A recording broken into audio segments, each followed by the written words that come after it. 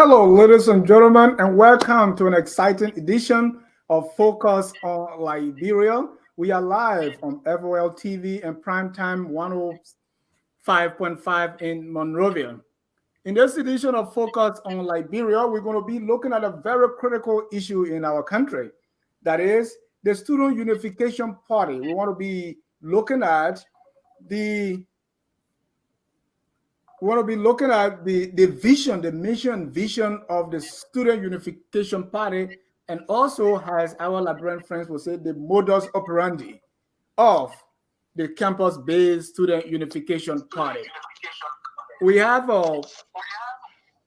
Mr. Benjamin Jonah, who is a concerned citizen. Benjamin has some concerns with how SUP operates and want to share his concern. So, Ben, welcome to Focus on Liberia. This is a debate. Yeah, thanks for having me. I also have Mr. Jusu Kamara. Jusu is the Secretary General of the Student Unification Party, and we'd like to call it the Vanguard Student Unification Party. That's the campus-based party. Jusu, welcome to Focus on Liberia. And I thank you very much for the opportunity. And Big Brother Denix, it is a privilege being here this evening. And let me say welcome as well to Brother Ben. It is a good thing that we come here to have conversation around the state of affairs of our society. So it is indeed a pleasure being here this evening. Thank you. I want to welcome all our viewers from across the globe. Also at control at Prime FM is my friend, Prince Moba. Prince, welcome to Focus on Liberia. Prince, you are live. Welcome. Hello, can you hear me, Dennis? Yes, I can hear you. Welcome to the show. Thank you so much, Dennis, for joining me here from Benson Street in Monrovia at Prime FM. It's great to line up with you so that we can discuss issues that matter to the growth and development of Liberia. So it's great to be on the show tonight. Thank you so much. Again, we want to welcome all our viewers from across the globe. This is Focus on Liberia, and we are broadcasting live from Atlanta, Georgia. Well, if you don't know, all the way in the 70s, the Student Unification Party was formed, and so SUP, as they call, has been involved in national politics. Ben has some issues, and Jusu got some responses to do. So at this time, first, we want to get your opening statement. Just a little bit about you. I know Ben to be a healthcare practitioner, and Jusu to be a student of political science at the University of Liberia. So just tell a little bit about yourself so that my viewers will know you a little bit more. Let me start with Ben. Well, my name is Ben, just as you said. I am a concerned citizen, and I'm also a justice advocate. For short, I will leave it there. Thank you. Mr. Jusu Kamara, a little bit about you, sir. Well, I'm Jusu Kamara, a student leader at the University of Liberia. And I read political science at the State University of Liberia. And I happen to be the Secretary General of the 31st Politburo and Central Committee of the all-powerful Student Unification Party, a long-standing progressive voice in the Liberian society. So, thank you so very much. Okay, we will begin by saying the format of the program here tonight is Benjamin Jonah has some concern with the Student Unification Party, what really they're about and how they operate. So, Ben, I will give you 3 minutes to just summarize your feeling about the Student Unification Party and what your concerns are. And later on, we're going to go into them step by step, but let me just get a gist of what you feel about SUP.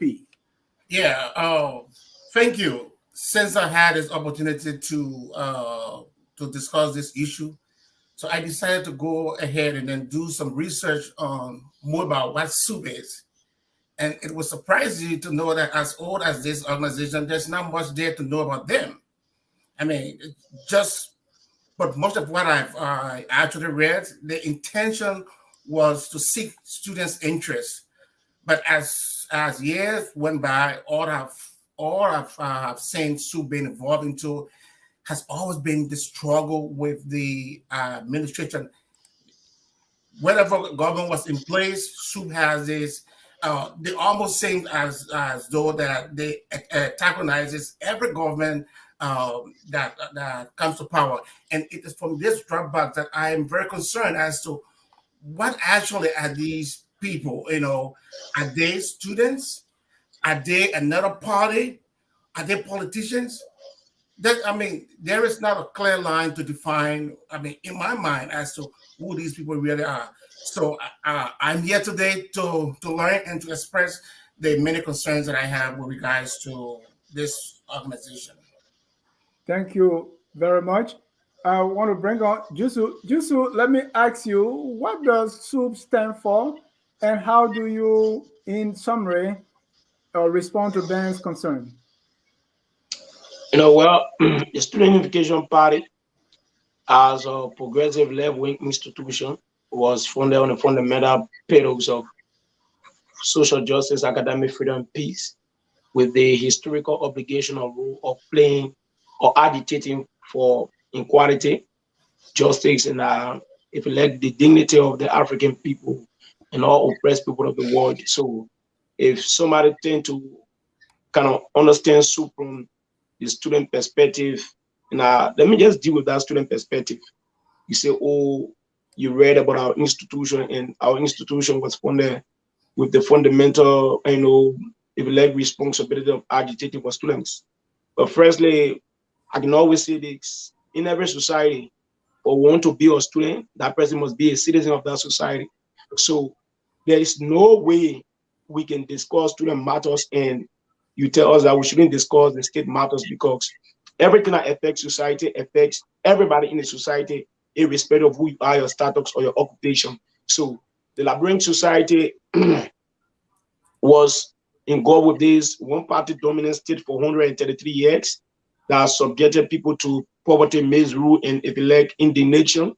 Now, it was out of that, the Student Unification Party was founded on the 20th of October 1970 with the fundamental responsibility of agitating for the opening of the system, the Liberian social system for everyone, so that a man will go to school and not having to change the name from Yakawuru to Johnson or to PSN because he did not come from certain family, and to agitate that people go to state who people provide quota to their society based on competence, qualification, and their ability to deliver, not because they are part of this, not because they are part of certain family, part of certain secret cause in society, not because they are in certain family or they come from certain churches.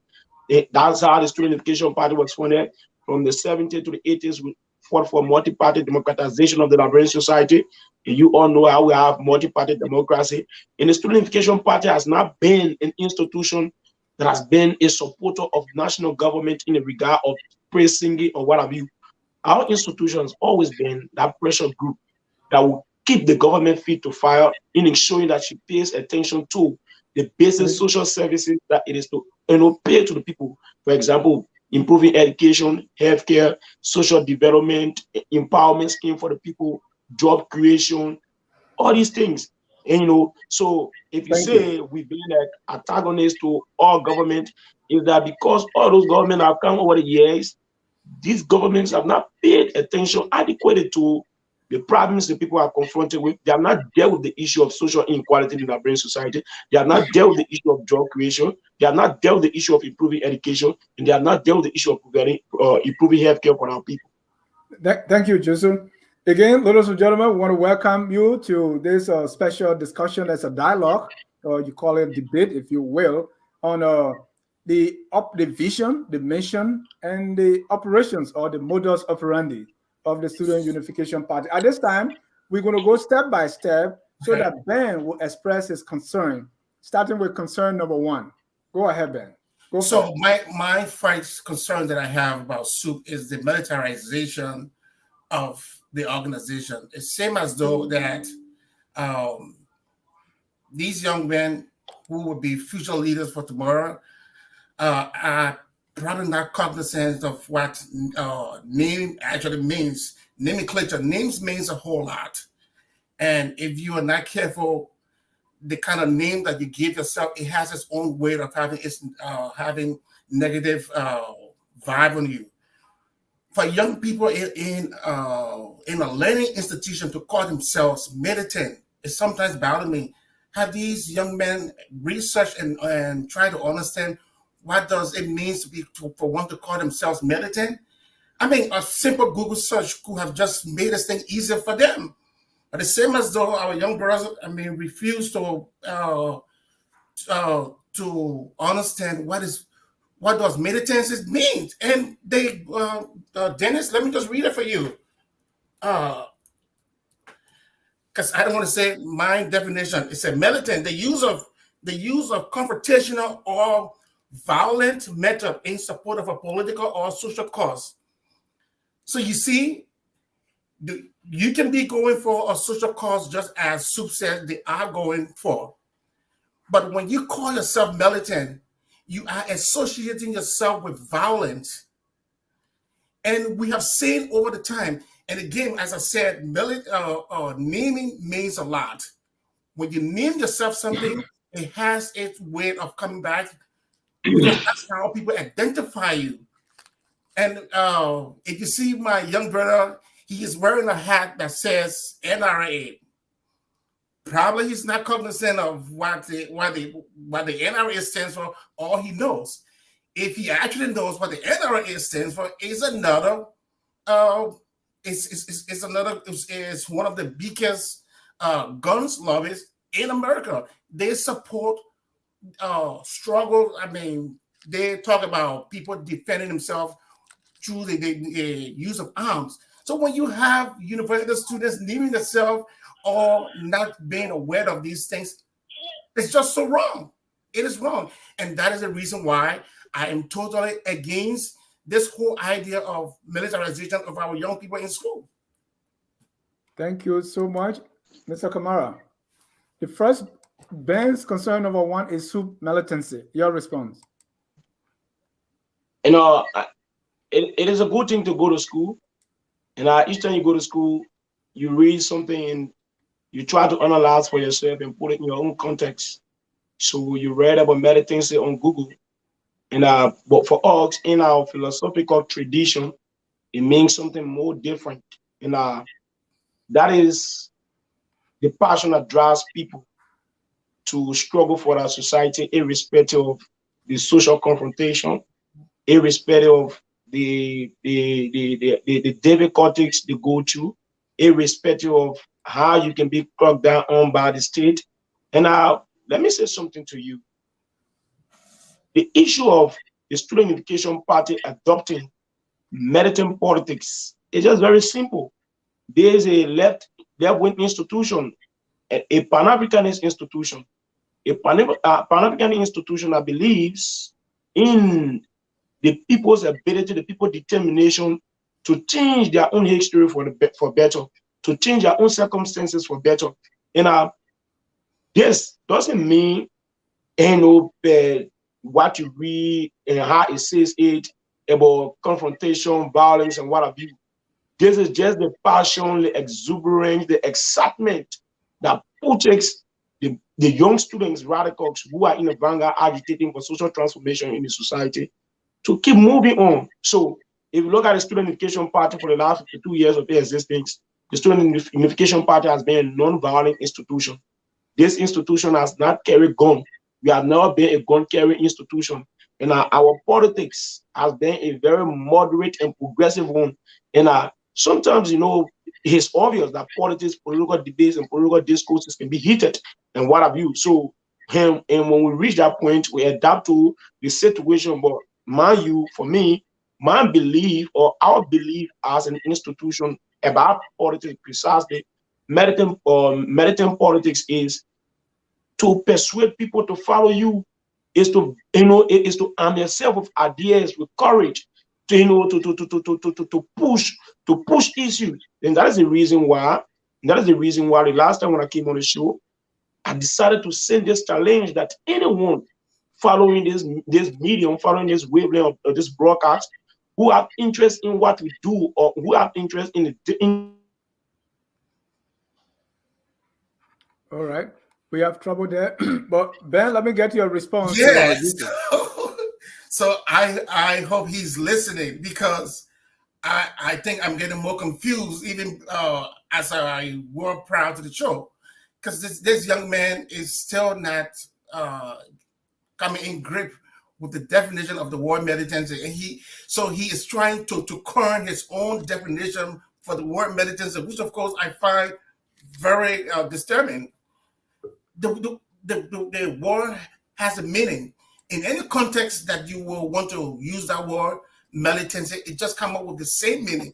I have tried the encyclopedia, I've tried the Western Dictionary, I'm still coming up with the same meaning. And in fact, I even want him to understand that there's a reason why we name our children certain names.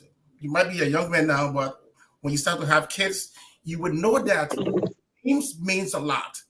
So that's the reason why, as old as I am, I have not heard anybody naming their child the devil. No. Because the name that you have, that's how people identify you. So when you name yourself as a militant, and when you having the government officials, and then when they say, "Oh, the militants are over there," so when the government is sending people there to go if there was some quarrel, the government knows that they are going to deal with militants. So the government gets ready for militants. So now you find two groups of militants having having a scuffle. You can preach whatever you want as students and not still call yourself militant. You can still do that. But that name, until you guys can come to come in terms that some names are bad. Let's say if you were to go and solicit help from somewhere, and you say, "Oh, these are the militants from the University of Liberia." How many presidents do you think will want to help you? Zero. But if you said we asked, I mean, come on, because look, everything that you want to do is about branding. How do you sell your organization out to the world for people to help you? How do you want people to view you as militants or as university students? No, I disagree. Okay. No, I was in flight. I was in flight, and Sure. we had a problem with the internet and what have you. So, and like we said, and our institution is one of those institutions that believe that it is people's right to self-defense. And I can say this clearly. In the first law of nature, whoever have read the first law of nature, which is self-perseverance, will tell you that. And then when you even go to the great Israel today, the United States, and all these things are in practice, self-defense. So, mind you now, our institution was born out of historical contradiction at a point of time in our society wherein we had a very vicious leadership, a leadership that attacked students, that attacked critical voices and beheaded them. And up to today's day, we still have vicious leadership in Liberia. So our politics tend to change if the paradigm of political leadership that we have changes. But the paradigm of political leadership that we have had over the years have not changed. We still have people who have, that have clamped down the issue of free speech. We still have people who have been said, hey, when you say you are a militant in the Student Unification Party, it means you are somebody who has this security inclination, security-wise, you got some experience, and you know how to move about. You know in whatever case you are confronted with tomorrow or whatever may be the situation, how to defend yourself and how to have yourself out of that situation. And that is it. And the issue of being a militant, firstly, as per the tradition of our institution, is to be somebody who is studious. In the institution, we get stalwarts, you get ideologues, you got sympathizers. So for you to be a militant of the Student Unification Party, who should be the ideological defender of the institution, it means that you must have read considerably. You must have come into contact with serious understanding. You must read. You must arm yourself with ideas and what have you. And that is the only way you can be able to provide justification, defense, and that is the only way you can be able to push your issue to justify yourself and justify your view. That is the definition of militancy in the tradition of the Unification Party. Hold on, Ben. I have a question for you. Let me start with you, Ben. Yeah. What has the name militant of SUP, what harm has it done? Or what is the negative or aspect of the militancy that has impacted, or what has been the aspect of the militancy that has impacted the student body or the country in a negative way? So like I said before, names has meaning. So the connotation of you being a militant, that word alone as a militant, and a lot of these scuffles that we see happen, we see stones throwing, people being hurt, the students being just like the young man who just got hurt recently. All of these things have a negative impact on them. That word, you cannot associate that word with students. I don't even see the relationship. I don't see it unless they can say we have a rebel group on campus. That's what I'm saying. What has been the harm that this militancy has done? The name itself is harmful. Besides the name, has they done anything harmful in the name of militancy? Yeah, no. So this is the issue. I cannot quantify the amount of harm that name have done. But from my own logical thinking, that someone named himself as a militant, and every time there is a scuffle, I always think, well, because it is one militant group against and a militant group. Because in the first place, I want you to know that the Liberian National Police, most of whom we know are not professionals. They do things sometimes most often that are not right. So why do you want to put yourself in a position that people we know who are not well trained will come in and harm you? Calling yourself militant. Thank you. Question for you, Jusu. Does militancy, in your definition, mean you need to fight back whenever you are attacked, or what is the purpose for which you're saying militant? Does it mean you have to return fire with fire anytime you're being challenged or pushed against the wall?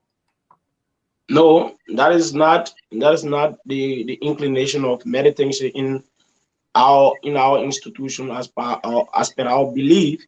Now, what I was saying is that your ability to provide self-defense for yourself, this doesn't have to be militancy.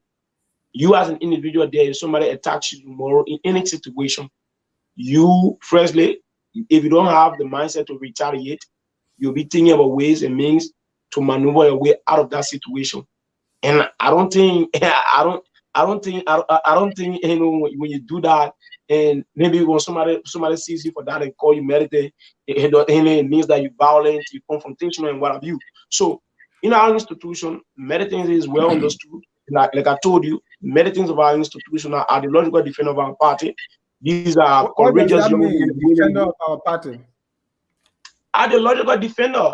Say ideological defender. What comes to mind? These are the people who do the intellectual work of the party. And unapologetically, I'm a militant of the Student Unification Party. That is the reason why you see we are engaged in a very frank debate, in a very frank and honest conversation this evening, and are discussing our country and discussing. So I think here what we are doing, nothing here is confrontational, and the conversation is ongoing very smoothly, and we are just cross-pollinating ideas, and that is the actual definition of militancy in the Student Unification Party. Thank you, Ben. Let's go to concern number 2. Right. So does it mean that at the university you guys have your own dictionary where you define words that the ordinary people do not have? Because where can one find that definition of your militancy? I mean, where can it be found? I mean, because I'm still not understanding why you're not going away from this word. So you ask the question now. There is a very, very first thing. You, like I told you, whatever you read, whatever you come into contact with as an idea, you live with yourself to try to analyze and to put it in a context. and that is education. Education is not just going to, to classroom, getting the raw material and take it as it is without understanding. You got to send it. You got to sensitize what you have and your ability to delineate and to try to put situation in your context. Shows to the world that even the economics, the politics that we learn, not so much is is written on our country, but how do we tend to adapt this situation in our society? Is by reading these these Western international models, the way we put it in our context with our culture and value system in Liberia, and how it works for our people and how it works for our country, and that's education. So. Thank you, Ben. Let's move on to your second concern. We'll have time for even our audience to come in. All right. So my second concern has to do with what is SUP priorities? Is it education or is it political? Or what? I really want to know, what are your priorities? Our priority is good political governance. And now let me say something to you. We tend to make mistakes in this country. Now, people talk and say, oh, politics. Without politics, you cannot transform any society. It is a challenge I can throw out there. Every society in the world that has transformed today, that has economic glory, that has considerable development, these are societies that have evolved over the years because of sound and good political leadership. So firstly, our priority is political governance, progressive and good political governance for our people. And that has been a role of the Student Education Party because it is the politics or the public administration of the society that determines the quality of education you have, the quality of healthcare system that you have, the quality of social developmental programs that you have. It is the quality of policy that determines the social transformation of any society, the advancement of the people. So our issue as students, and like I told you, don't just look at us from student perspective. Look at us from the perspective of being citizens of the society firstly, before we become students. So when you look at me as citizen X, and when you read my agitation, when you read my debates of the government, you must understand from that perspective, because let's just put it in a nutshell here. The education, who provides, what institution in our society provides subsidy for the state-run university? What institution in our society provides or is clogged with the responsibility of creating a safe and productive educational sector for our society? It is the government. So without sound and progressive political leadership, there can be no good education. Without sound and progressive political leadership, there can be no social security for our people. So priority number one is political governance. And that has been the Student Education Party politics for the last 2 years. It has not changed. And I don't think it will change anytime soon. All right. Dennis, all right. So, yeah, sure. so there is where, again, oh, he gone off again. I hope he is listening. So here's where I'm finding it a little difficult with his priorities. So you went to school for education, and I do understand why he's trying to say that. Yes, good governance covers everything. So without good governance, most of these structures are not going to work well. However, when you were in school, your first priority should be about your education. So most of your applications that you want to be striking should be about your education. And like I said, yes, the good governance covers everything, but your education comes first before any other thing. Now, with regards to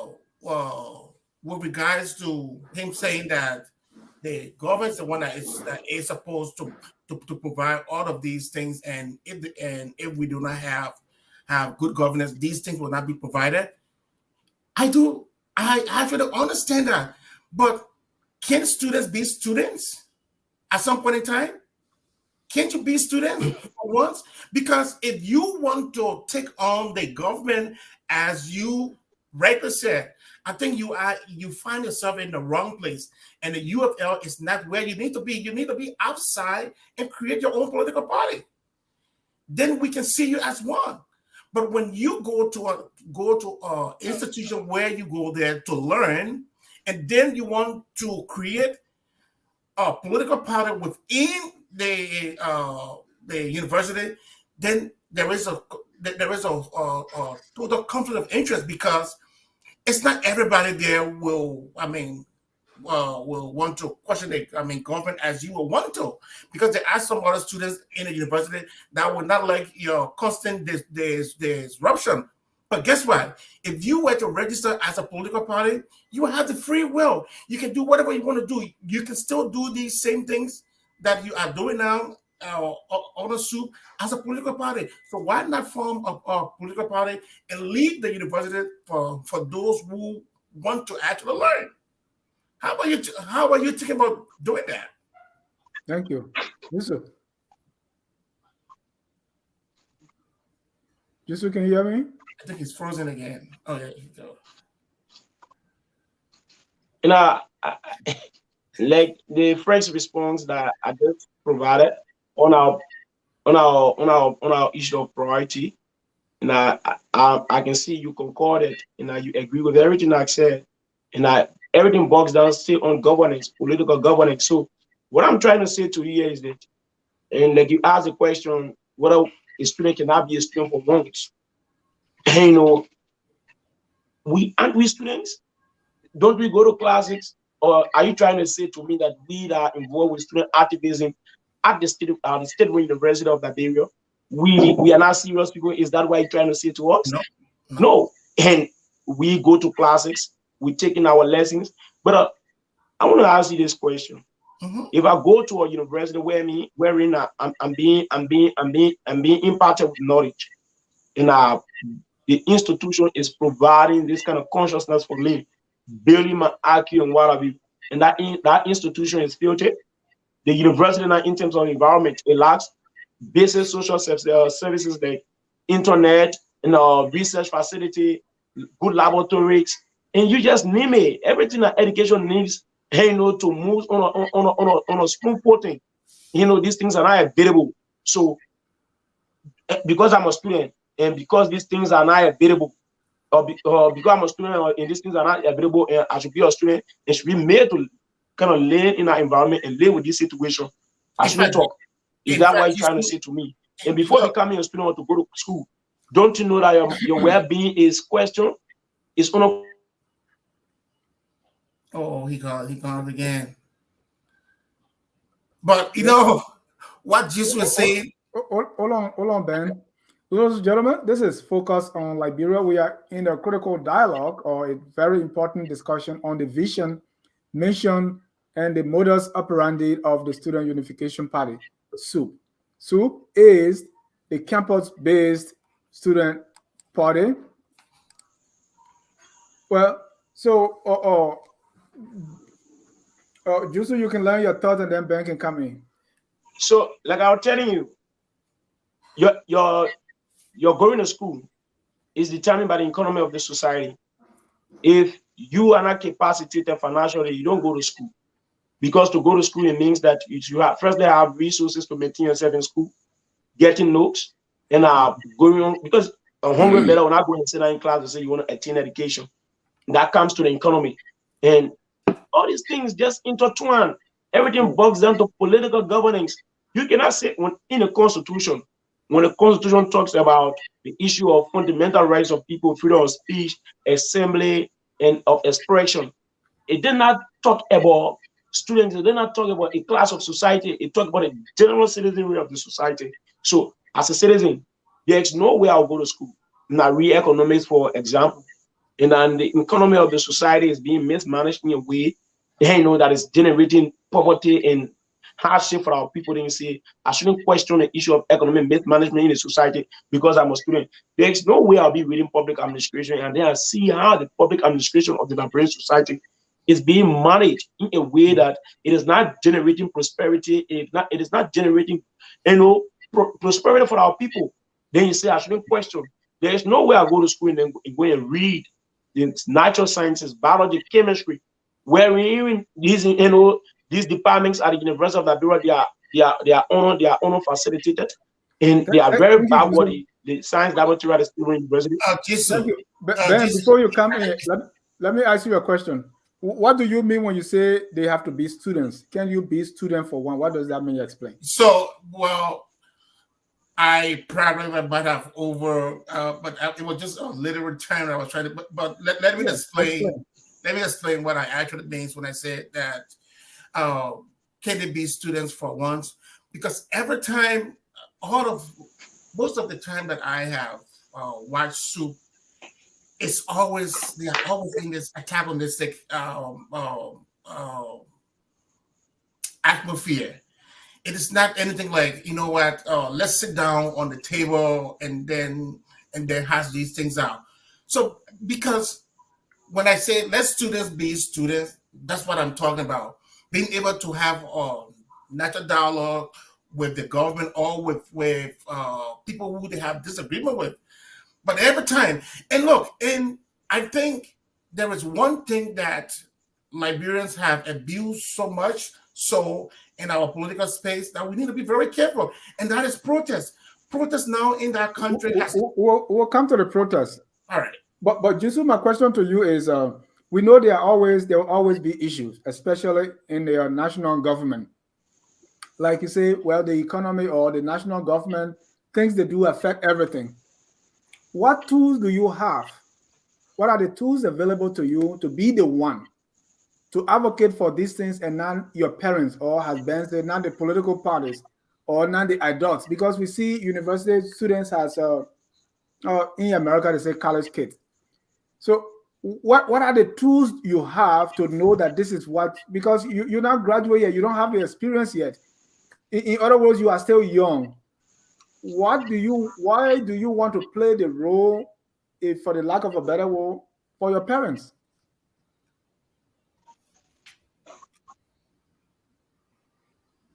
Just can you hear me?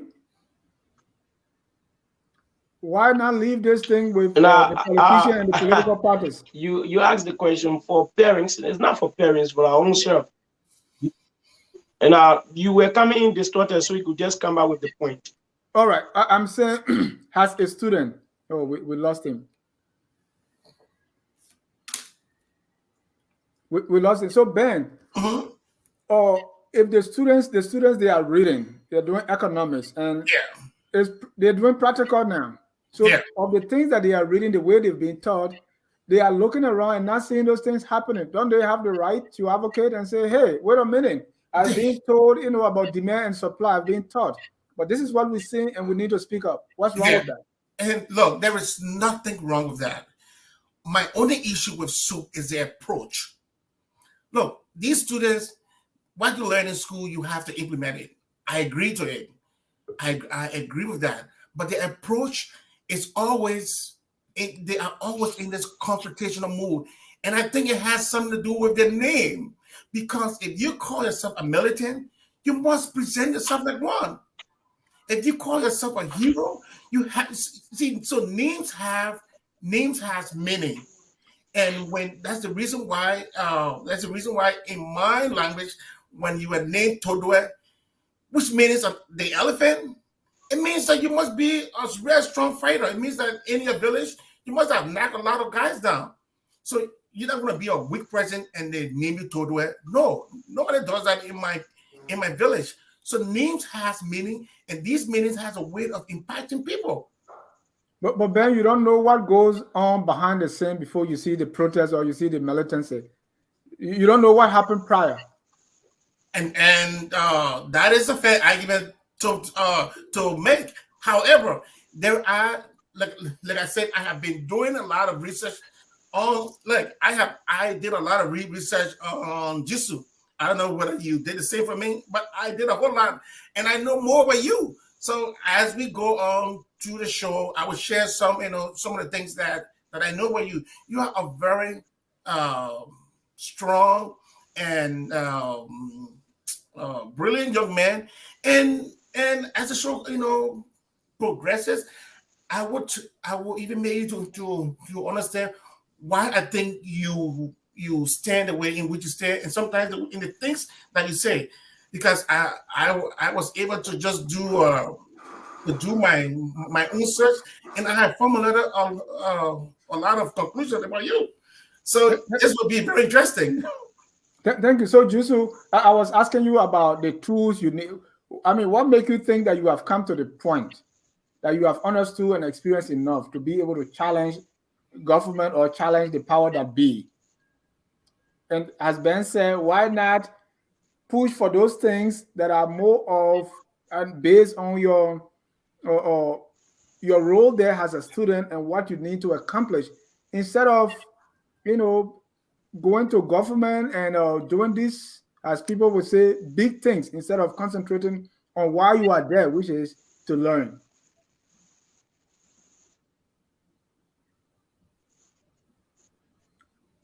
You still have some connection issue here? Oh, connection, My man. my primary reasons for existing is not just to learn. My primary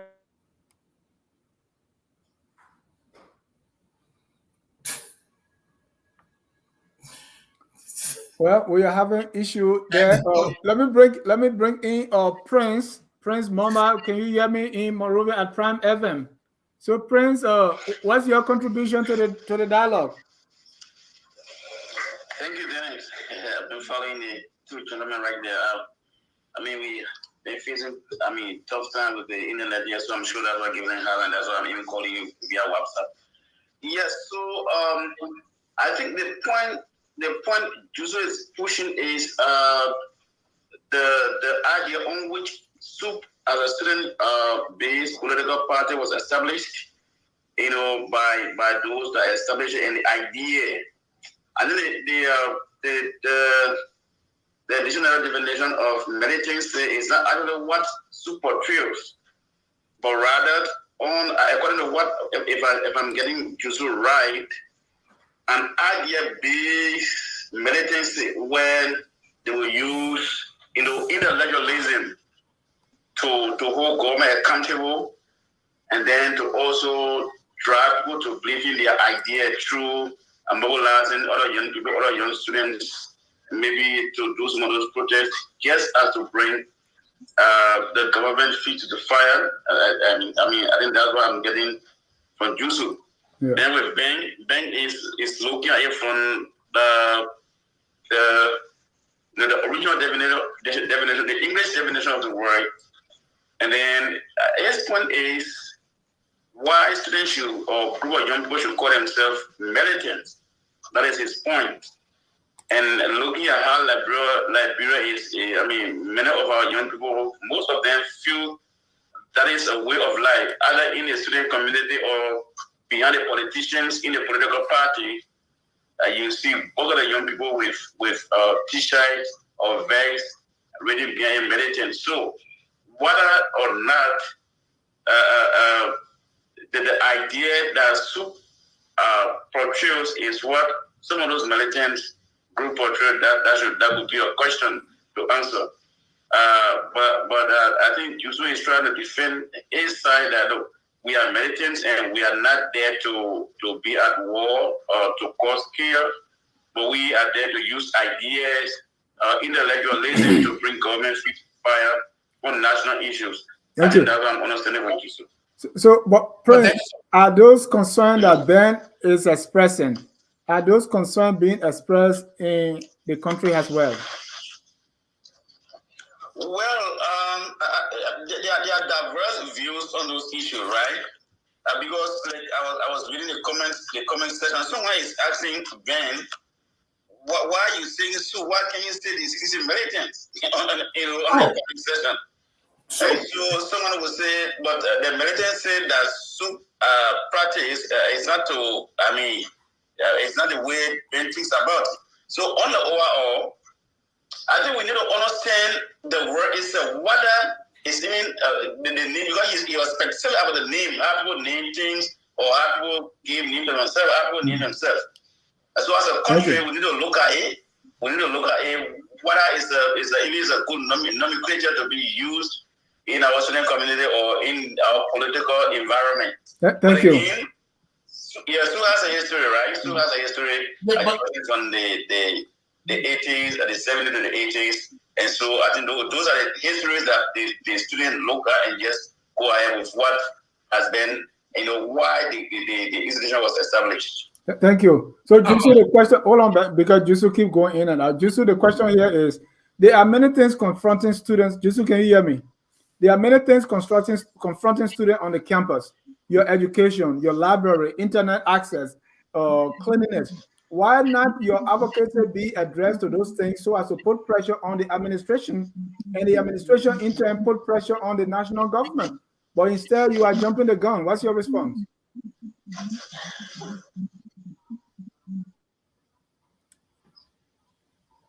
Well, that's the nature of the internet in Liberia. It is not Jusu's fault. Yeah, I know. We have tried very well. And But so you should understand why he's advocating. right. Go ahead, Ben. So, like what the guy in Studio said, I am against all form of militancy in Liberia, because I think, look, if you were to have this thing with our the viewers seeing our faces, and anybody just talking about himself being a militant, the first thing that comes to your mind? Look, all right. look Ben, let Jusu go this time, because Jusu, I don't know if you heard all my questions. I've been repeating. Can you hear me?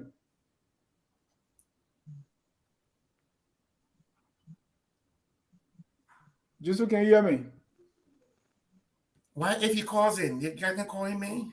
Yeah, I'm hearing you, and you were asking about why can't you concern ourselves with the issues confronting our education. Right. Yeah, I'm hearing you. You getting me better? Yeah, so go ahead. Your response. Are you hearing me? Yes, I'm hearing you. Go ahead, Jusu. I'm hearing Am I you. coming in? Yes. So yeah, to respond to your concerns. Now you talk about the issue of lack of facilities at the State University. Why can't we concern ourselves with these things and what have you? And that is the reason why we told you we are more like pursuing the issue of justice and accountability, because if money that should be placed in the educational sector to improve learning environment across the country, not just at the State University, but all public institutions, and the government can even go as far as even subsidizing private institutions and what have you.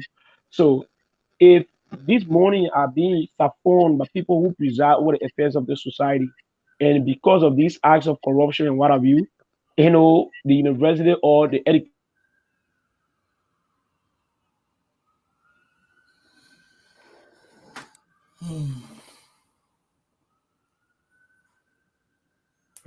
Ben. Yeah. We're having the trouble. So let's go ahead to your next concern. Let's lay them on the table. Right. So my next concern, which is the SUP role in national politics, something that they want to actually do. So what is their role now in national politics? But let's see what Jusu got. Jusu, go ahead again. Let's see. We want to try for the.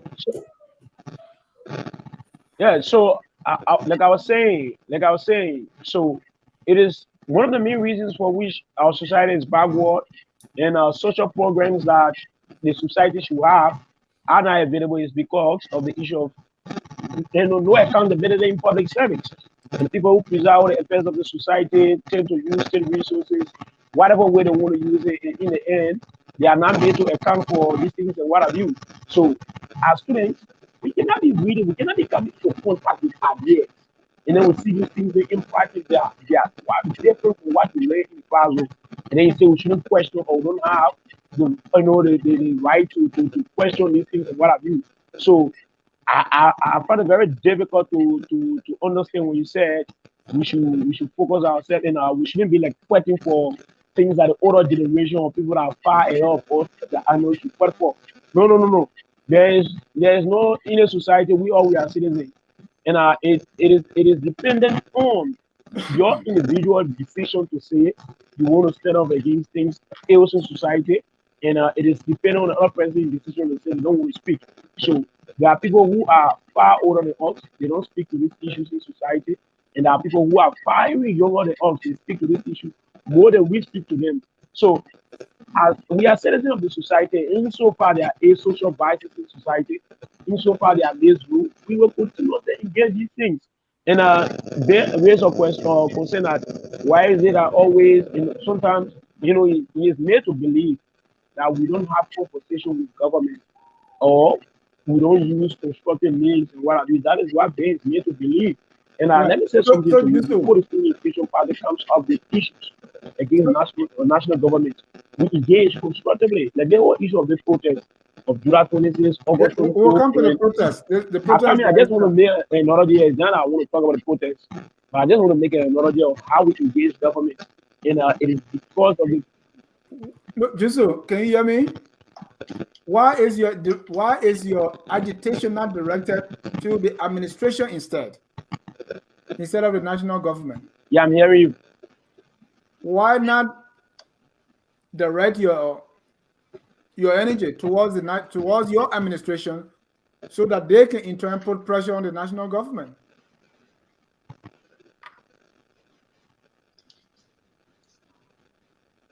So, the administration of the State University is an administration that is constituted by the government itself. There is no way you can extricate the administration of the university from the national government of the society.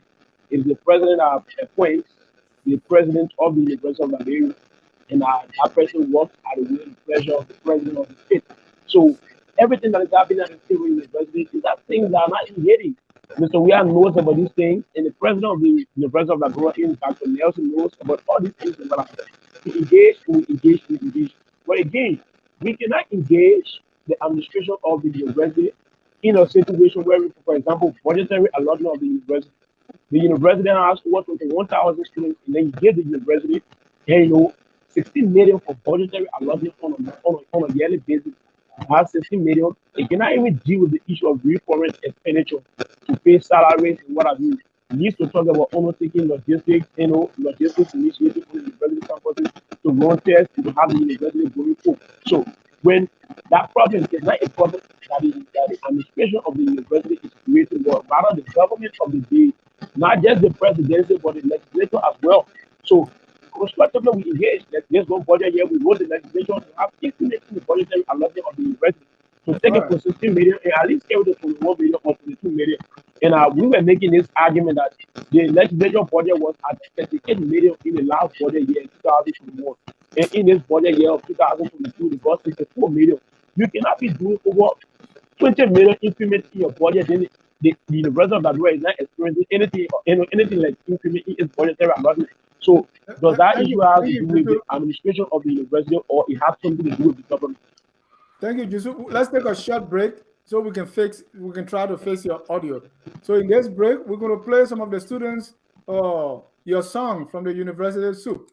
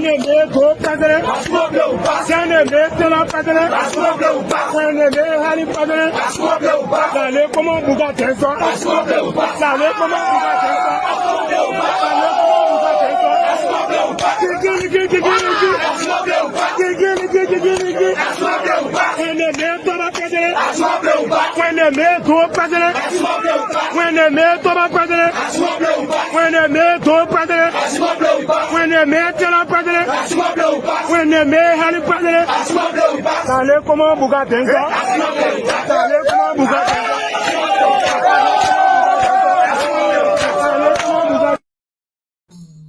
All right. Kiki Licky. There's some more play with pass.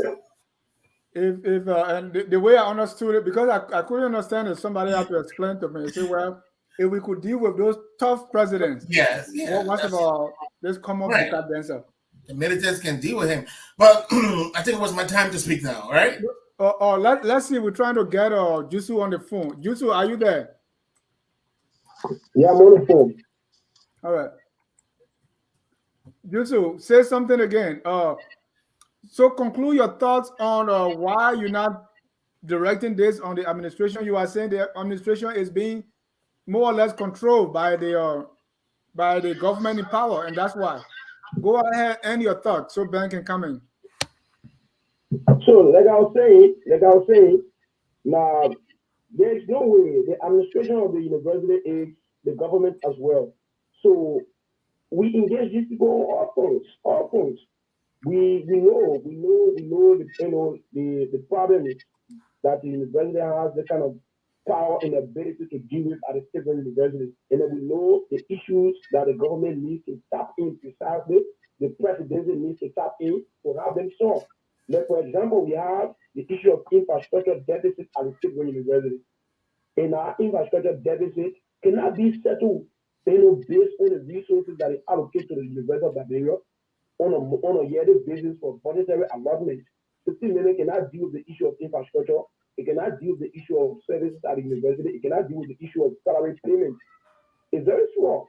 So how does the national government come to? That is the reason why we see have increment in the budgetary allotment of the university, and then the president needs to take extra steps to have many complexes built on the university campus or on the university land to make facilities more available to the students. That is not an issue that the University of Liberia administration can only take no, because the operational fund that they gave them is very small. It's very small. It cannot only take such initiative. So we engage the president. Let me say something to you. In our advocacy, we engage before we come up to say that we want to take whatever things we are taking. Yeah, Dennis. Thank you again. Ben, let's go to issue number 3. Your concern number 3. You said SUP role in national politics. Explain that. Yeah, so because SUP, a lot of times, like he was just talking about, they are always putting themselves in a role as if they are this political party who wants to make changes to every government that comes into power. And it is so confusing again, it still boils down to my major issue as to who are these group of people in our society that always want to make these political changes when in fact, I can argue to say they are not there yet, but yet still they want to bring changes to all of these governments. I mean, that have been coming, that have been in power. And don't get me wrong, all of Liberian government have always been bad. The governments have always been bad. There is not. I can't even think about any government in that country that I can be proud of as a Liberian. They all have numerous problems. And in fact, there have been some good ones. No. I mean, good is relative. I mean, to you, but for me, all the time that I live in Liberia, I have not seen a good. Right. I have not seen a good. You're a young man. You didn't see the presidency of E.J. Roy. Oh, come on, you man. You didn't see Edwin Barclay. Oh, please. You didn't see. Let us not go back to history, because that would be another whole. All right. Another whole long thing. So we shouldn't go there. But yes, their role is so confusing. So that's what I want to know. Let him tell me what is their role in these national issues. And in fact, just on a side note, I agree with everything that he was saying with regards to the university being dirty and all those kind of things. In fact, that place should not be a university. That place should be a technical college. That place should be a technical college. The government cannot support that. They don't have the funds. Even if they have it, they're just misusing it. But yes, SUP needs students needs to be student at some point in time. And just as you regularly said, they needs to follow. Look, there's a chain of command in everything. He is here speaking because he is the Secretary General of SUP. Is he saying that any other member from SUP who have just gone to on another session to speak? So that's the same way how these things works. Let the students deal with. But Ben, before Jusu comes in, SUP has been in existence since the early 1970s. I get it. Right. So my question is, and they have been doing this all along, and based on that, they have graduated people, starting with people like Komene Wise, Alaro Topa, Kofi Woods, Anthony Kaseli, Gafuan, Samuel Tu, and the list goes on, right? Now, Samuel Tu was not SUP though. So what harm has the SUP role in national politics? What harm has it done? So why if we flip the question and say, what good has SUP been to Liberia? And the answer is zero. Oh no, let Jusu answer that. Jusu, go ahead. That's Ben's concern. You want to ask questions and be the better? No, I was just being hypothetical. That's all. I'm not trying. No, that has nothing to do with being hypothetical. Let me say something. Now, you agreed with the Student Unification Party for the fact that you can allude to the fact, you can agree that in your lifetime you have not seen any progressive leadership in Liberia that has worked in the interest of the people of this country. It means that you agree with the Student Unification Party. I don't see any reason why you antagonize the politics of the Student Unification Party. And for the fact that you say there you agree that a state university does not represent a university, and then you want me to believe that as a student who is living in that environment, that I should be a student and I should be happy with that environment. And I should not question the leadership of the day that is part of the responsibility of providing services to that university to improve the learning facility at that university. You agree with everything we're saying here. So, on the other hand, and I will come back to how the big brother Derek, decided to kind of modify a question on what good the Student Unification Party has called for Liberia. There have been numerous of good that we've caused for this country. We also democratic Liberia when it was difficult to do so. We stood the test of time and we showed democratic Liberia was possible. When it was, the Student Unification Party has been an institution. It led a political institution not wanting political power, but to ensure that those in power or whatever political configuration is presiding over the affairs of the society must work in the interest of the people in the country. So, in a government that comes to power and tend to listen to the plight of the Student Education Party, the issues of the Student Education Party, that government is to be one of the best governments in the society. For example, we tell you that you need to improve the quality of education that you afford for the people in this country. If the government comes to power and decides to pay more attention to the issue of the problems confronting the educational sector of the society, deal with it, and make the educational sector to be a one of quality of value system, that government tends to benefit from the people because the young students who are benefiting from the programs of the educational sector of the government, of the country, from the government, that young students, they grow up and they tend to be supporters to that national government.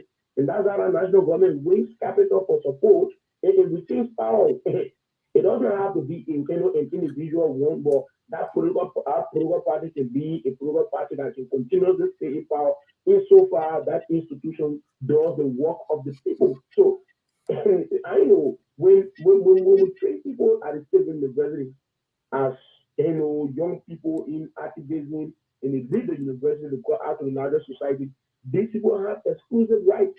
They have right to associate with any political party they want to associate with. At that time, they are not under the jurisdiction of the Student Education Party. They are not under the control of the party. And at that time, they are citizens out there and they make decisions for themselves. So it is just that the issue of society. There's no one group of people in society. There's no one group that has the preponderance of good people. There's no one group that has the preponderance of bad people. Every group has a mixture, a chemistry of bad people, good people, and people that will be even neutral. So when you come to the civil university, join the Vanguard Party, and then you leave the university that you want to be a seat, the student education party in political governance, in public administration, the student education party does not look at you being a product of the student education party. No, she goes for you whenever you even go against the interests of the people. Do you know that Wilmer Smith, who is one of the deputy director general at Digit, is former secretary general of the student education party who was caught within a cobweb of corruption? Wilmer Smith is being expelled from the student education party by our leadership because we do not entertain people. We do not entertain people who say resources. We say vision, never mind.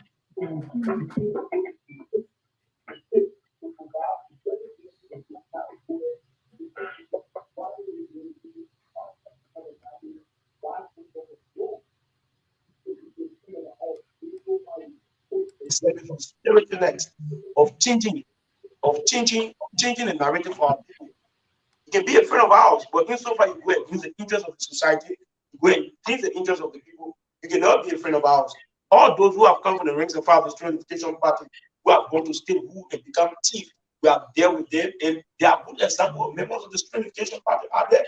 You know, Councillor Kofi Woods, you know, Terence Bongo, you know the Alari Toba. These are brilliant people, these are people, no statement in the Liberian society who have gone to public service with no date and date of corruption. So why can't talk about that? Why can't talk about those people?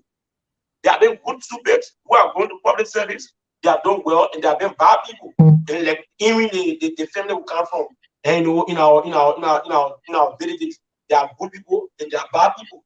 People tend to be bad, and people tend to be good. It depends on your self decision as a human being. Whether you want to be a good person, whether you want to be a bad person, it's up to you. Even the school that you go to, when the teacher teaches you in the classroom, it doesn't open your head to put education there. It levels your self-determination to take whatever knowledge you've been taught in school. That is it. Thank you. Dennis, let me tell you how harmful this SUP and their ideologies of this new Liberia that we are trying to fight for. Why is it these kind of things are so bad, the way in which SUP has been shipped? If you were to play a 1990 Rebel clip and a SUP rally song with no audio, with no video, you would not know the difference between these two people. Again, I will repeat. If you were to show a 1990 Rebel group singing and you show SUP singing with no visual, you will not tell the difference. What is it is our young people emulating? Because you hear a lot of times from the older ones to say, oh, this is what we did before. We did this thing. All of these things did not help. Since 1970 up to this time, these people cannot even boast of a single website. There is nothing they have to their own name to go and find information about these people. You got to go the deep web looking for stuff all around. And these are people who want to claim power. And in fact, look at the names that you have called. Who went through these same brands? Where are these people today in our society? What are they doing? What are their effects? What is Simon Tua doing today? What is the other guy from Legit that he just called? What is he doing today? The Kofi Woods, Larry Chuba, put all of them in one basket. If these people were so good today, if they were so good, do you think we should be to where we are today? And the answer is no. But I want to ask you a question. I'm coming. The answer is no. Because these people infecting our society have just been baseball. I mean, barely baseball. So for them to come in and say, oh, you have been changing government have been changing, and all we've been doing in Liberia is we are good at replacing one bad government for the other. And that's what Liberians are good at. Thank you. Let Jusu come in, and then we go to your last concern, so we can bring in our audience to participate. Jusu, go ahead. So you mention names of people, and each time I say something, each time you raise a concern and I say something, you agree always, and you agree for the fact that there is no one group that has the preponderance of good people.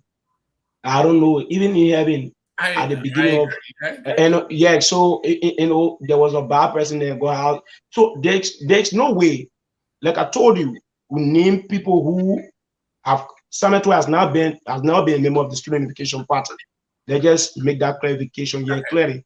And we've had good examples who have come from the ranks and files of the Student Unification Party, have gone to public service, done well, and to know about the contribution of the legal luminary in Council of Congo to this country. And to know, you sit on this platform, you question the role of Kofi Woods in a Liberian society, then perhaps you are not following. Perhaps you don't know Kofi Woods for yourself. Perhaps you have not been following the track record of these people in public service to our society. But the question is, all these people that we've named, have you given them political power? For example, the presidency to administer the stewardship of this, to administer stewardship over the affairs of the Liberian society. You've not done that. You have never done that. You have never done that. You have never given a single progressive in this country power. So you have not tested them politically. You have not given them power. You have not seen what vision they have for our society and how they can put it into practice that will usher in social transformation for our society. Now, you never try that. So what I'm trying to say to you in the Nostrum, hold on, Ben. Okay, our institution, on our debate of websites and what have you know, we get our history of our party. When you want to get the history of our party, ask us. It is our decision to put our information on. I come in. Oh, he gone off.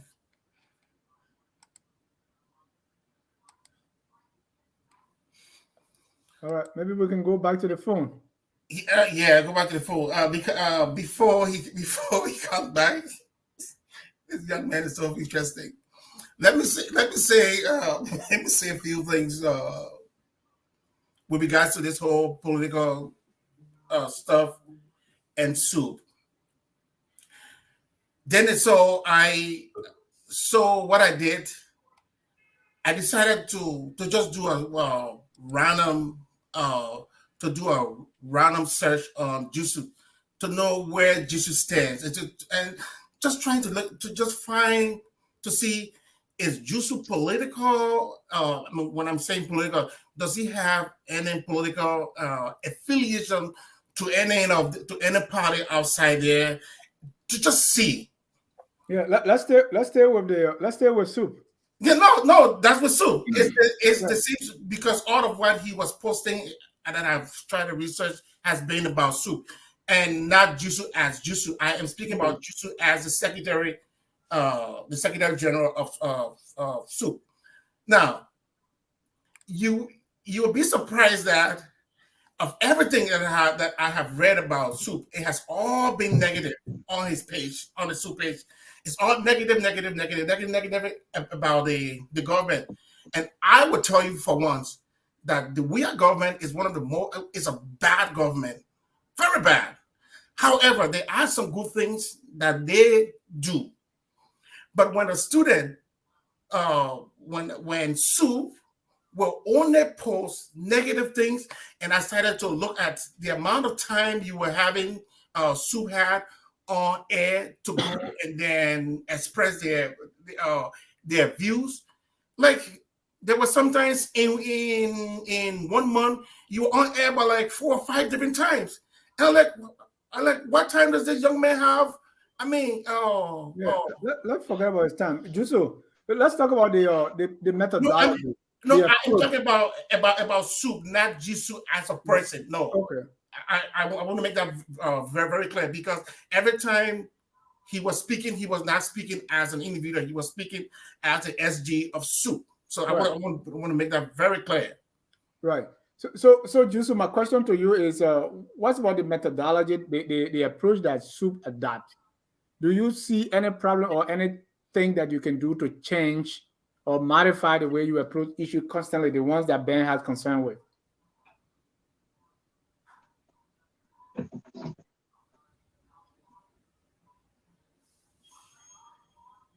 Jusu, can you hear me?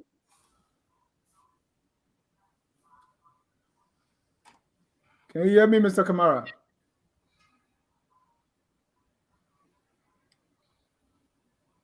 All right.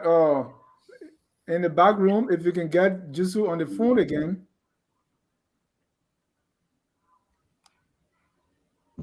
Which one of Ben has concern with? We talk on them. I don't know. You have to be specific. You have to be specific on what you have problems with. Your approach, the way you approach government, the way you deal with issues, your methodology and your approach in solving problems. All right, Ben, let's go to concern number 4. That's the SUP protest. What's wrong with protest? So there, again, there is nothing wrong with protest. Protest on our constitution is the right for people to be engaged into protests. So I have no problem with that. Again, but it all boils down to this issue: how when people are going to protest, they kind of solve the same. Again, you do not when you are ready to meditate, you don't play tough songs. You play soft songs that will suit your mind, and you go to bed. When people are ready to box, they don't play soft songs, they play tough songs. So again, when these young men go to a protest, the vulgar that comes from the mouth, the thing that spews from the mouth, I mean, you would not even believe it that these were university students. And I will tell you, it is not just I'm not just saying that with Liberia alone. I have seen that in some other African countries where students do it. But because today is more, we are talking about Liberia, so that's why I want to keep my focus. These young men sing war songs, they chant, and they do all of these kind of things. Sometimes in our eyes, look, what do you want? Why can't you do these things and not appear like you are? But again, it all boils down to the name, because like I said before, the name that you have to defend the name. The nomenclature has a way of haunting you. And Jusu was so smart when he said, we have to defend ourselves. So in all instances, he is telling me that, well, when they go, because I was told that in all of the bags that you see on the back, I have no evidence for that, but that's what I was told, that those bags. What you want to say? No. I'm just saying, because you are protecting yourself. How are you protecting yourself against a brutal government police officer? They have guns. How are you going to protect yourself from them? They say in the bags you guys have your bags, you have rocks in them. When last you read a situation wherein you saw a policeman or police officer brutalized by protesters precisely in medicines of SUP? So go ahead, or Jusu, respond to Ben's concern about protest. Ben, I know what's the issue with protest, because you come firstly, you say, oh, there is nothing wrong with protest. And so when we decide to take an endeavor of protest, what is wrong? And let me say something to you. To fight or tyranny, you must be to a considerable degree aggressive. And the kind of government that we have in Liberia currently is not too far from tyranny. A regime that unleashes thugs and hoodlums on peaceful university students because they have different disposition on the way they manage the affairs of the society. That regime is not too far from tyranny. A regime that violates the constitution of the country flippantly is a regime that is not far away from tyranny. A regime wherein the rule of law is not the order of the day, but society is being run on the whims and caprices of the power that be. instead of the Constitution. It's not far from tyranny. So when you're fighting a government of this nature, we can be far intellectual, but you have to have a sense of persevering security-wise. So, and mind you, now when we say security-wise, it doesn't mean that we carry arms. There is no situation wherein you've come across in a society wherein you see militants of SUP carry arms. There is no situation wherein you've read militants of SUP they have gone for a protest, and in the end you saw police people being brutalized. It has always been the students in this country that have been brutalized on the instruction of the political power that be by the state security. So all these things that you talk about, sometimes you come with your concerns, and before you come with your concerns, you can always defeat yourself. For example, you say, oh, you don't have evidence to the effect wherein you see the bags that we carry on our backs for protestation. These bags are heavily equipped with racks. You don't have evidence, and why you want to speak to that? That is a hearsay, and I'm very sure, you know, when we want to have a conversation that will benefit the people who are following, we should speak, you know, to information that we have authority over.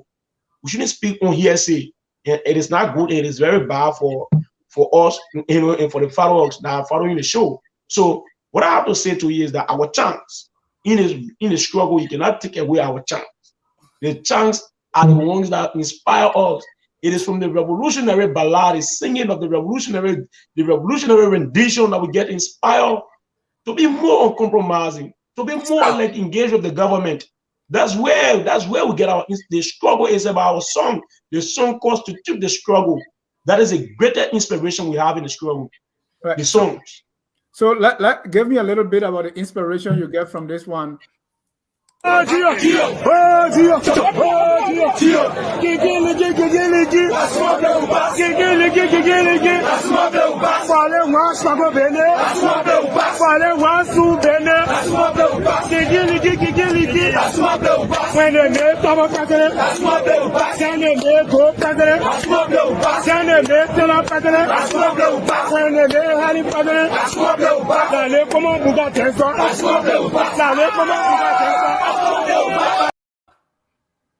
Tell me. And you listen to the song, and the song has all of the message that you need.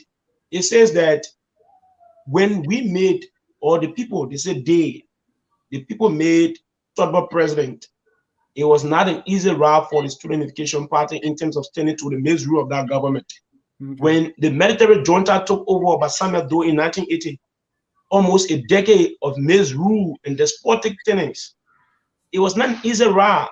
At a time where critical voices in the society were being beheaded and tortured, brutalized, and sent to the post-Take or better yara, simply because they stood against the measure of that government.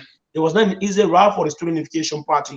When the Brooklyn gangster in charge broke prison from Mexico and came to Liberia and waged war, after war got the presidency and decided to use the same gun and got the presidency on to suppress the people of this country. It was not an easy route for us as the people in the country and as young students or as a Student Unification Party agitating for change. When Erin, somebody who stood against the issue of misrule in a society that criticized people for nepotism and cronyism, came to power for 12 years, and cronyism and nepotism became the order of a day or reign. It was not an easy task for the Student Unification Party in terms of combating Erin on the issue of misrule, nepotism, and cronyism. Then they talk about Buga Denzel, a man who came to the presidency with zero experience, with no expertise of public administration. Is this man who will be brutalizing young students? Like, you know about the situation of July 26. The July 26 situation is the main inspiration behind our song. That after brutalizing us, after bedragging young students into blood, we are still more determined, more courageous, and more focused in terms of agitating against the misrule of the Buya administration. We are who is a common Buga dancer who does not have any understanding of political governance cannot be the one that will deter us. That is the inspiration of that song. Isn't that condescending towards the current president? Well, condescending. Yeah. What is more? I want to ask you. You talk about condescending. A man who makes mockery of the people's situation, who dances around, who sings around. Why the people rotting in misery? Why the people rotting in poverty? This man who live in a grandeur lifestyle. You know, why the mass of the Liberian people cannot afford to keep their children in school? Between that two situations, calling a mere Buga Denzel and keeping people in wretched poverty, what is more condescending? I want to understand what is more condescending when you're running in society wherein people are dying from insecurity. You cannot address the issue of insecurity. You're dancing around, and then the people say, "Oh my man," but like we say, yeah, the attitude of the president defines how people call him. If the president will take interest in dancing instead of providing leadership for our people, sound leadership, you know about the situation in Liberia, hardship, economic failure, and thing is the president is not putting. Yeah, Ben, you asked a rhetorical question. What is more condescending? So here is where this is the way how I am going to answer that question. Again, from the beginning when I said let students be students, that's where I was coming from when students will be using vocal languages on the president like that. And by the way, let me just provide some information here. The Liberian people knew George Weah was a singer. He was a soccer player. He had a social life, just like every one of us have our social lives. When you become president, you do not put your social life into a lockbox and lock it. George Weah is a human like every one of us. I find it so funny when people are questioning his social life. You know why? Because no matter how much George Weah dances, it does not put food on my parents' table. It does not affect anything. But you know what? We know what affects them when George Weah does not pay them. He does not provide you for. He does not provide good school for you. Those go after George Weah policy. I find it so funny when people go after his civil rights. So is it because you are Jusu today, when you become something, you will throw away everything that you were once part of? No. And this is where the students are missing the mark. You are not going after these bad people for their policy, but you're going after them after their social issue. And to call your president, that guy, George, you had to call him a tyrant.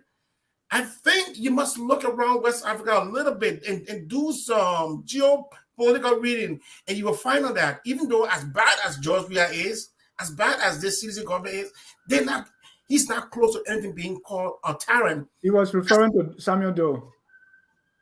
All right. No. He is referring to George Weah. He have posts. Yeah, he will. Yeah, because I have seen a post from him where he referred to them as tyrant as well. Okay. Yes, he has. Okay, I was talking about today, but go. Yeah. Okay.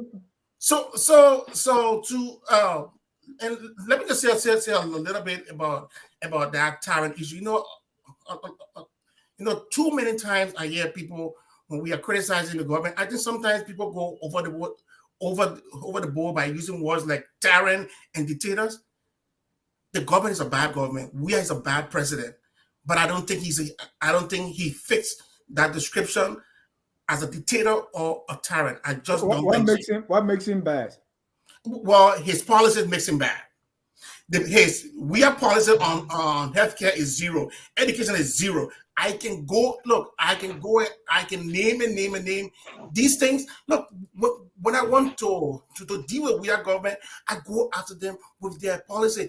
Let's talk about protests and let's talk about police brutality in West Africa.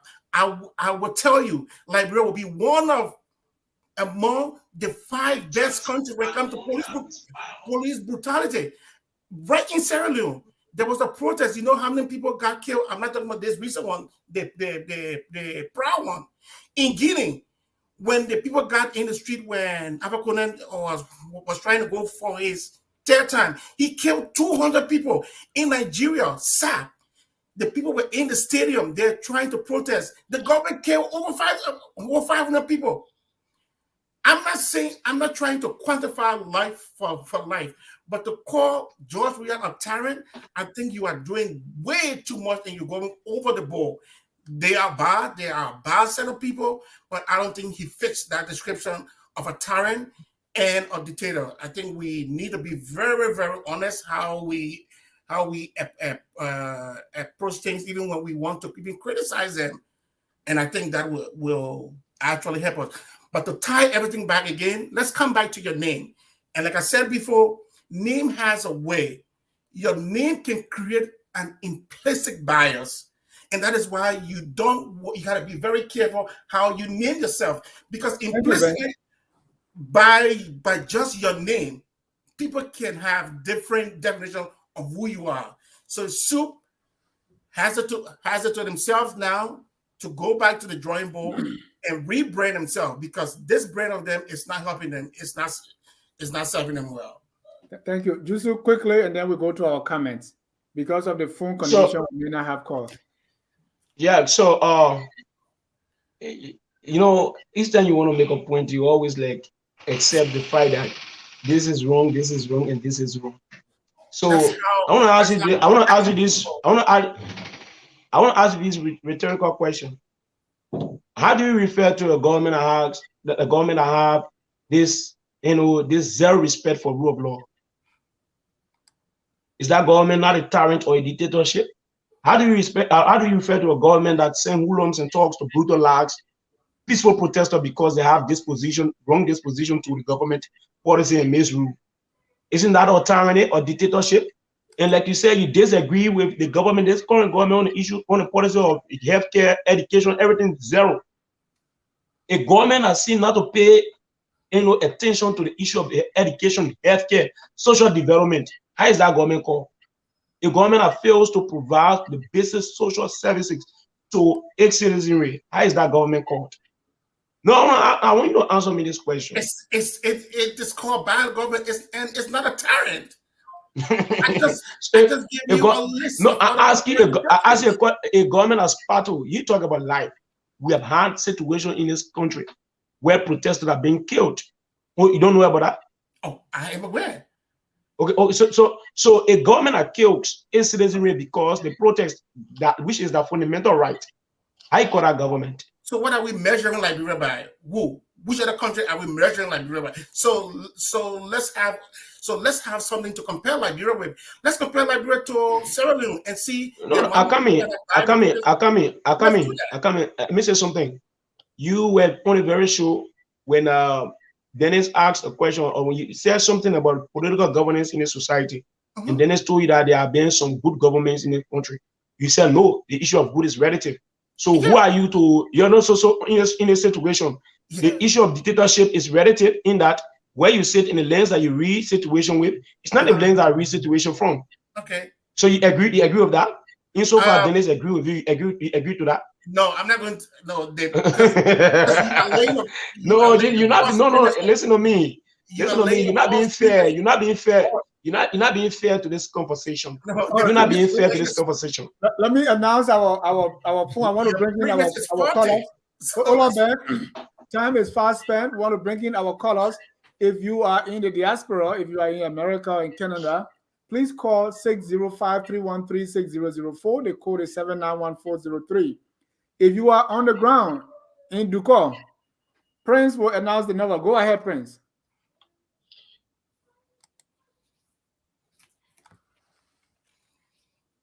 Prince, go ahead and announce our number on the radio, please. 01518 is the line you can call to be a part of the program. You're hearing the voice of the Secretary General of the Student Unification Party on the program with Jonah, Benjamin. The two of them have been discussing issues relating to the SUP organization and function here in Liberia. Once again, the number is 0770-1051. 0770-1051 is the number you can call to be a part of the program. Thank you. Jusu, if you were to change anything about SUP when it comes to the way SUP, the methodology, the strategy, and how SUP approaches the government, what would that be? No. The government disposition to the people has not changed, so how will the disposition of SUP change to the government? Good answer. Let me bring in one of our callers here. Let's see, we got a caller on the line. Caller Jimmy Eastman, if you are there.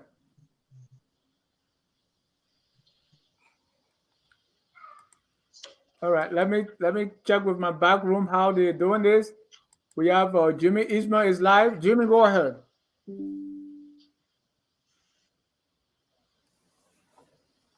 All right. Ben, just Yeah. was saying there's nothing that can change because the governor of the day has not changed. Yeah. Dennis, So it's All SUP. right. Dennis, Yeah, sir. the caller is There's on the some line. talking. Go ahead, All Jimmy. right. There's some talking. There's some talking in the background. I'm not sure there's a radio or what. Okay. So I really appreciate your guest tonight, Jusu, and Mr. I didn't get his last name, but it's been a very riveting conversation. Jusu, how are you, comrade? I understand.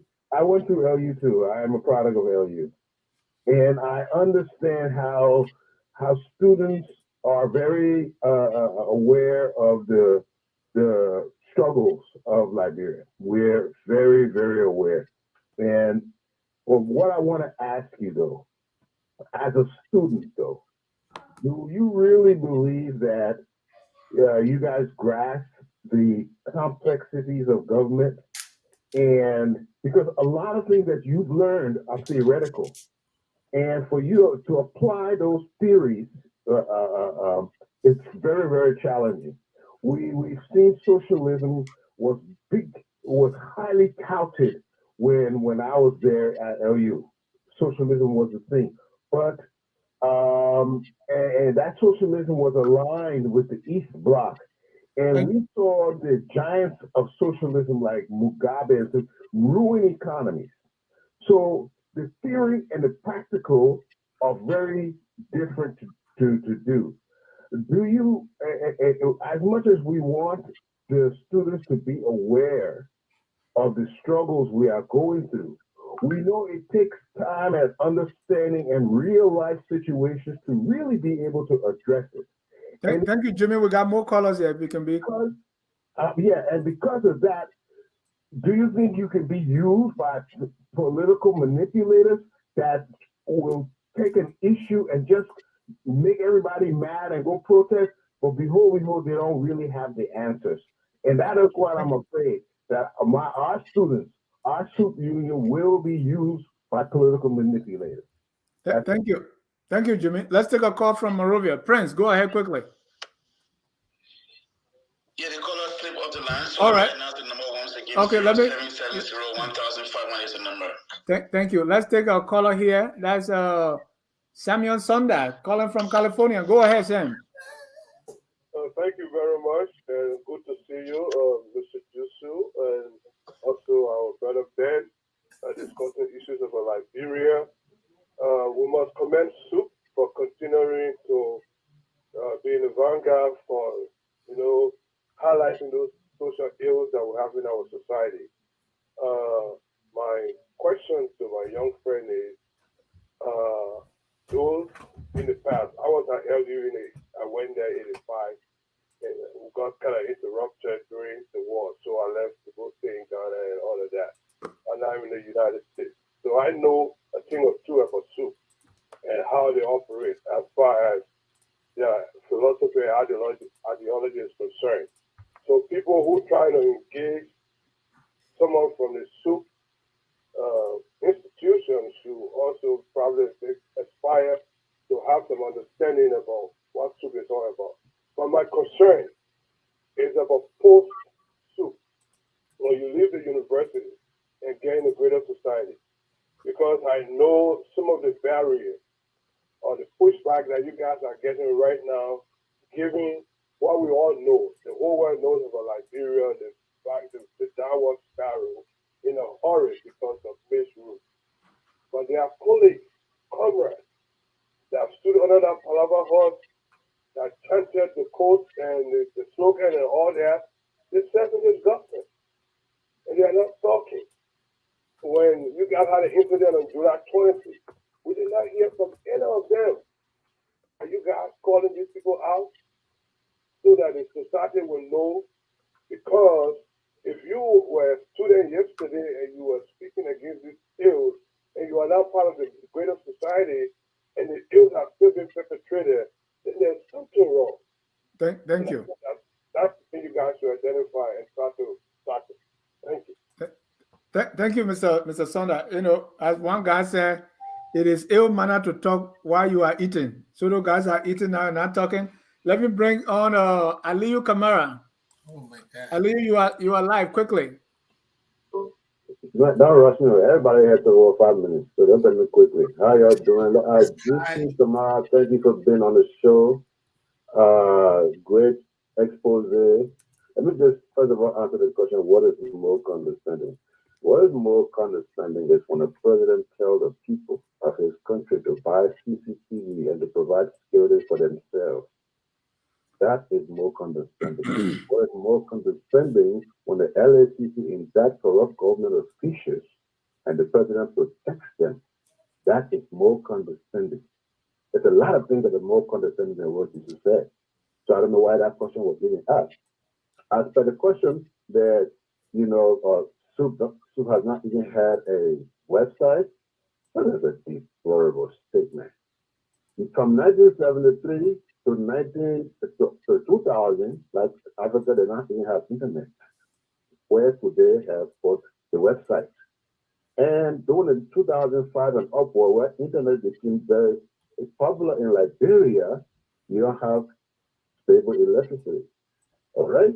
The University of Liberia doesn't have internet facilities.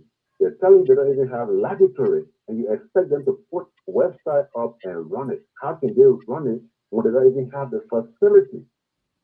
You understand what I'm saying? So, look, let's be frank here. I also have a suggestion about who the government has to the University of Liberia. I don't appreciate the University of Liberia being on the street. But when you talk so, the Liberian people say you also talk so. And do you expect them not to go in the street when their roofs are leaking?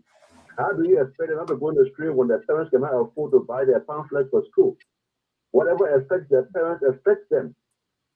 So when somebody says the question about theory and not theory, that is just, trying to take something. We see, and we not get $1 in your pocket to back it away, Do you need theory or practical to know that $1 in your pocket to back it away?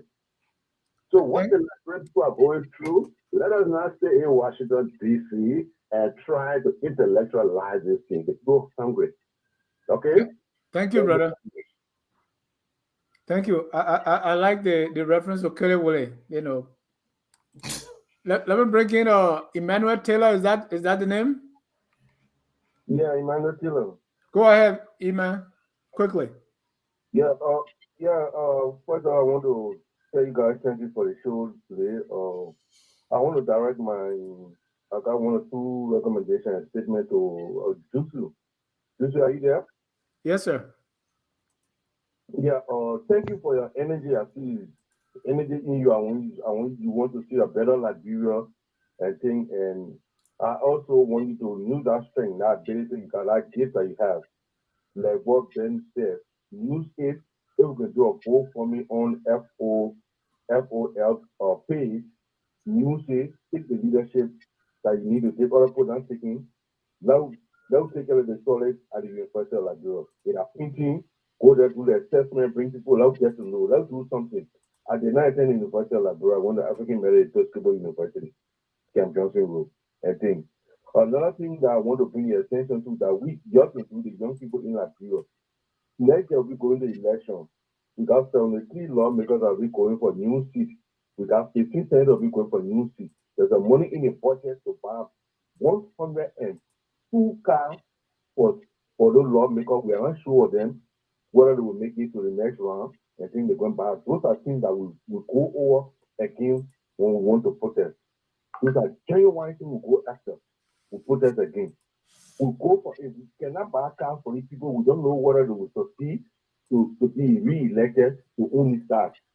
These people are just taking their money, continually recycling the money for themselves. I think you got a genuine point to demonstrate, to go in the street and bring the government feet to fire is fine for me. You also got ability. I see your leadership, your organization, you can transform your organization into that university campus. They can get support. If you have a some leadership like what Ben said, some leadership role on the university campus. Not only everything to go and say, this person not doing this. You can start, you can get support from the old, the point you talk about, the community we say, the Weber Smith you talk about. Everybody can come and give support. If you change your sharing a little bit to some development on the university campus for the largest voice on the campus. That's what I'm doing there. And guys, thank you for the show. Thank you so much. Let me take the last caller here for the night. Caller, your name and where you calling from. Hey, good afternoon, Dennis. Hello, your name, please. Pittsburgh, Pennsylvania. How you doing today? I'm good. What's your name, please? I didn't get it. No, this is Dr. Potter. Dr. Zenzi Gutugi Potter. How you doing, my brother? I'm doing, Dr. Potter. I'm doing good. Go ahead, sir. 1 minute, please. Yeah, grace and peace to you. And, it is good. I've just been listening to you guys for a little while. It's quite interesting that through the sharing of our stories, we become quite aware of the very pain, the loss, and the injustices so many of our people have faced in the past, in the current, and history is not in the past, it's in the present. I want to share with all of us today that we should continue to insist for the improvement of the way of life of our people. And I can genuinely identify with Jusu in terms of the challenges and the difficulties that they have faced with each day as students of the university. I think our government needs to do more in the area of strengthening macrocosm, the macrocosm of democracy, which is the University of Liberia. The situation there is quite challenging, it's deplorable, and it's hard to understand that in this 21st century, if we are going to succeed as a nation, as a beacon of hope for the continent, as one of the oldest, let's be real, guys. We need to be more serious. I'm talking about those in leadership. We need not to play with education. We need not to play with the future of those who are the future leaders. All right? The whole world, the entire world competes on the power of knowledge, where we are at this very moment. And I think we need to be setting good examples. Jusu, there are many groups that you can be able to engage with.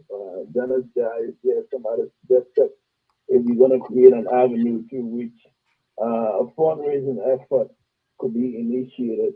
There are many of us within the diaspora community that are willing to help. So let's be realistic, man. Our brothers and our sisters who are in power are doing a disservice to the nation.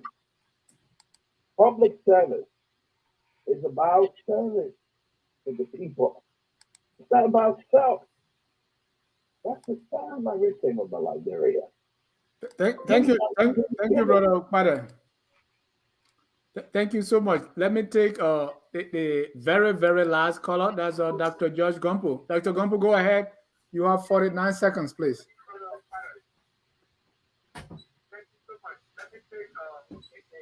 Dr. Gumpo. Yes. Okay, thank you, Dennis. Thanks to Jusu and to Ben.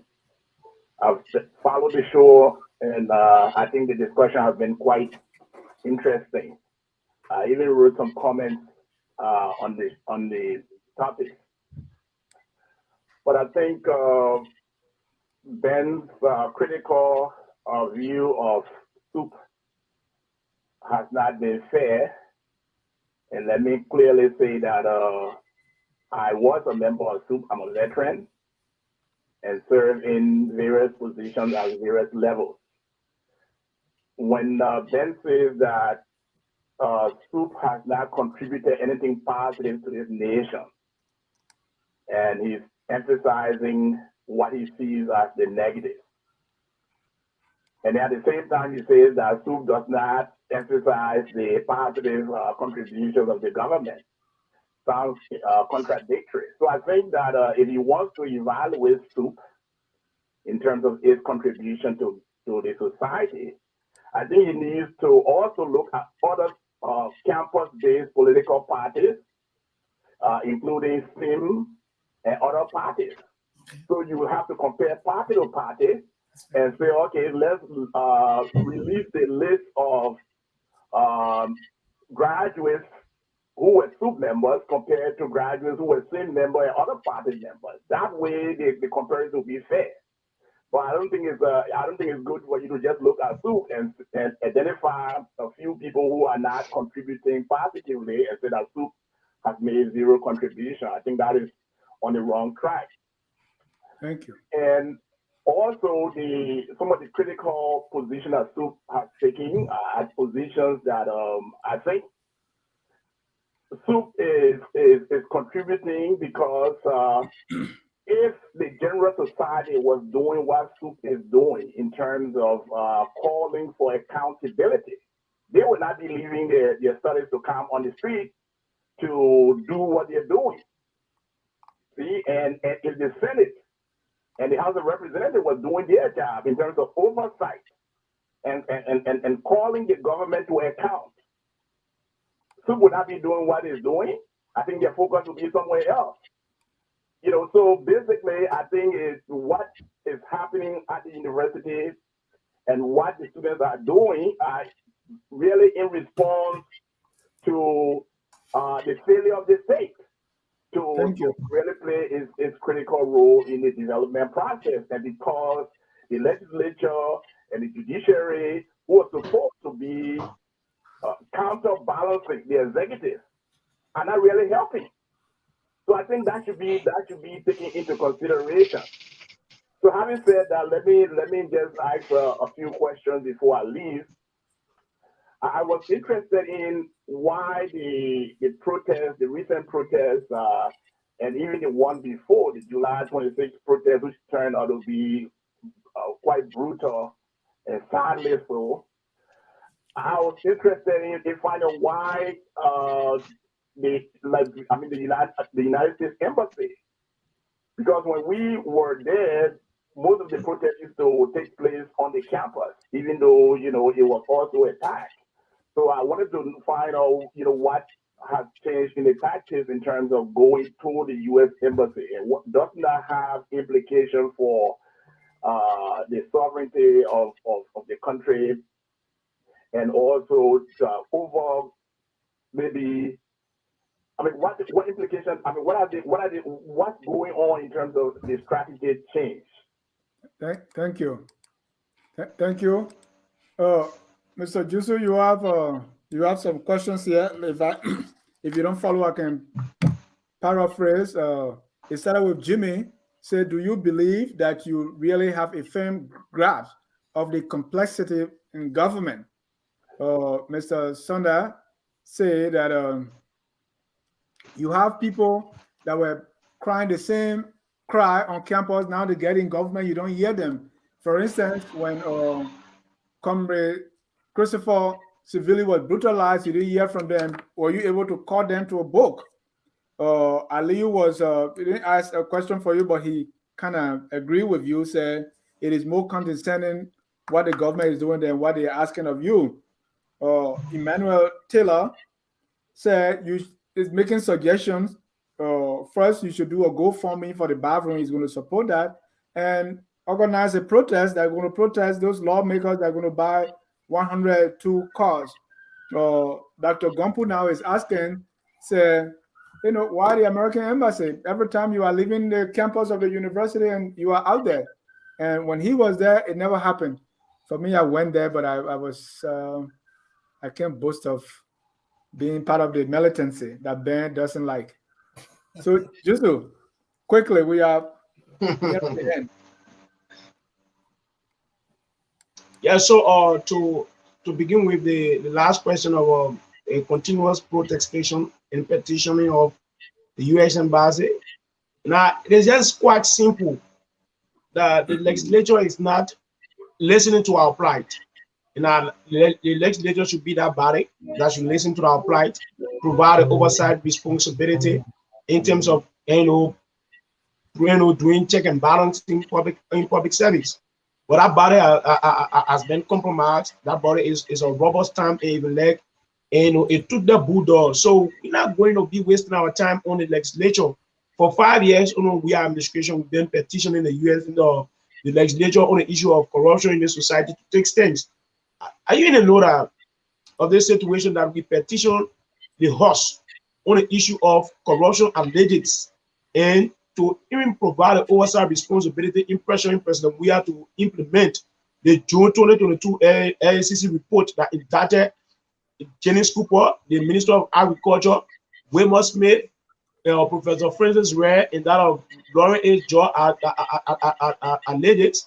They are not able to take a stance on this issue. So why will we continuously be petitioning a house that is aiding and abetting the issue of corruption and misrule in this country? So we will go to the US since, in fact, even the president knows about this. The president has been listening to our cries. We've been calling on the government to implement to implement all the reporting in society, prosecute people who are caught in the cobweb of corruption. But the president has not taken any things on his things. You saw it is because of our protest action. Perhaps you will not want to believe that the US came up with sanctions on these people, especially that protest of July 26, wherein they brazenly brutalized young university students before the embassy of the US. That hastened the issue of sanctioning in society. So the issue of corruption, of magay acquisition of private property and maneuvering in the society, the issue of violating the code of conduct, and not having businesses not going through the competitive bidding processes as per the PPCC procurement procedure, and awarding contracts to institutions of interest. These things have been discussed in this country for the last 5 years. And we are taking issues and taking stands against them? No.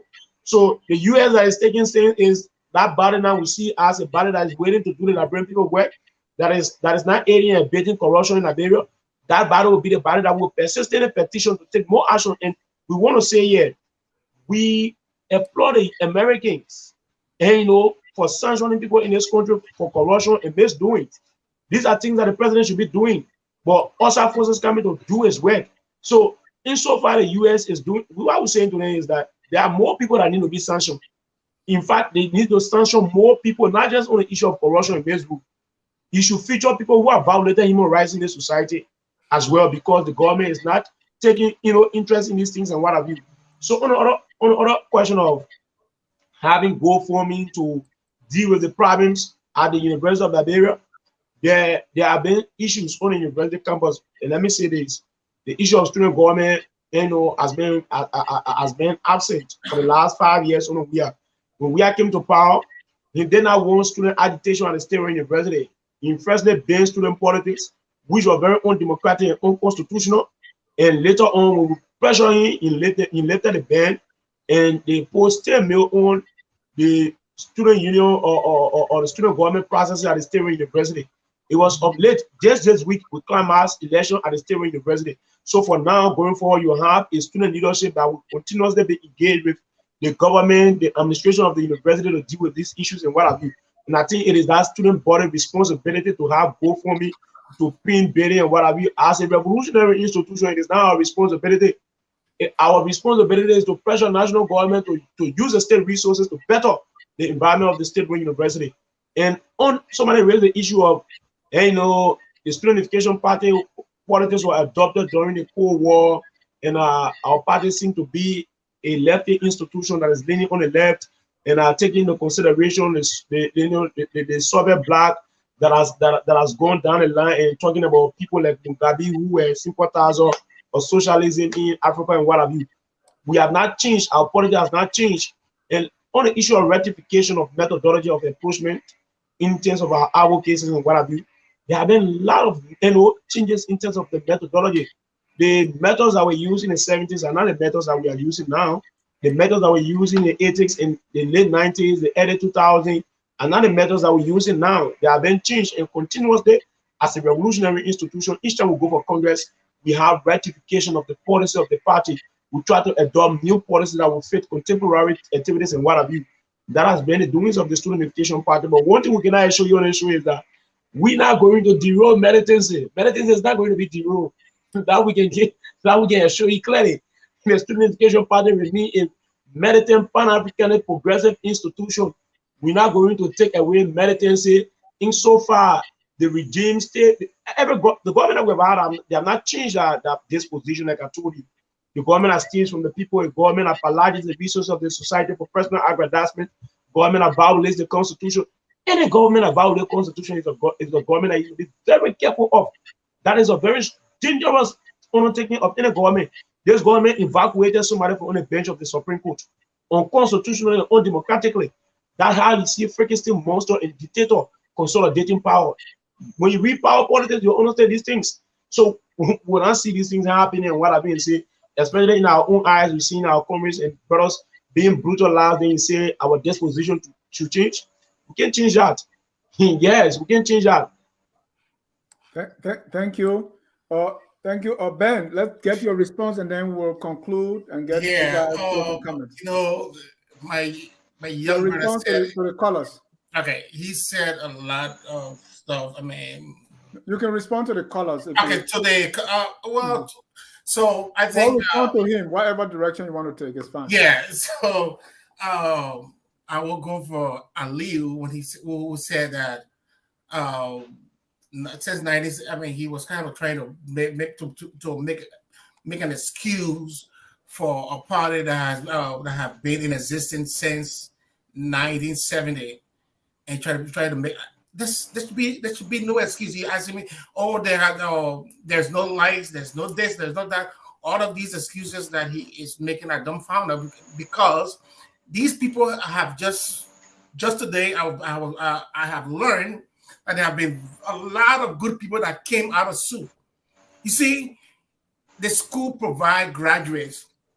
The degree is one thing. What you make of that degree is what is more important. So if all of these people came through your rank and file and have all of these names and they are not getting back to your organization, you have a problem. So this whole thing about, look, I had to call people, say like, man, what do you know about SUP? There's nothing, there's nothing there about you. Nobody knows anything about you. Only all of these things. Something is there. Something is there. All right. So and I didn't just speak to that, but what I was trying to say is that we had this website that was overrated, but we decided to put the website down because of certain reasons. We're trying to compare some things from behind the scene. Very soon we'll relaunch the website of the party, and I didn't speak to that. We have not had websites and what have you. We have had a functional website. And now again, so like my big problem with some of the other callers that were trying to side with you, I still stand from what I stand. That is your approach. You can use two different. You can use this. You can ask for the same thing in two different ways. Let's say if your car got missing, you can ask a friend, "Did you see my missing car?" And then you can also say, "Why did you take my missing car?" So when anytime you are in an accusatory manner, the first thing of a person to do is to defend.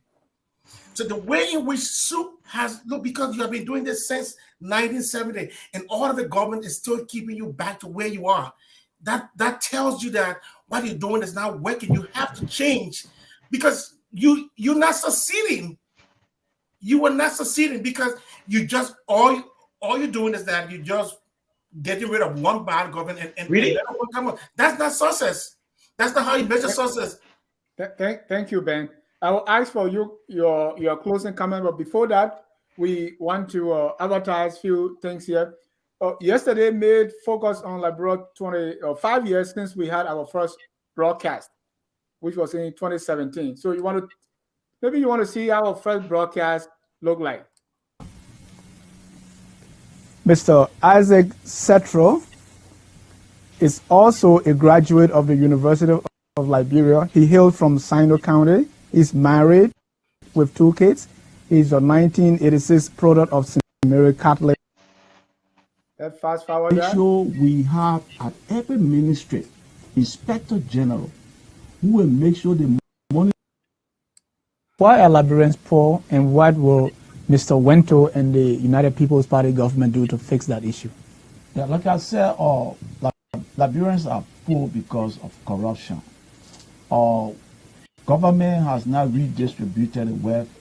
And then you enjoy now. You see, this was our first broadcast, and it was a debate between Mr. Azaz Setro, who from the UPP, who supported the candidacy of Mr. Wento, and Dr. Saki Gulak Fali, was not doctor then, who supported the candidacy of Mr. Joseph Newman Boakai.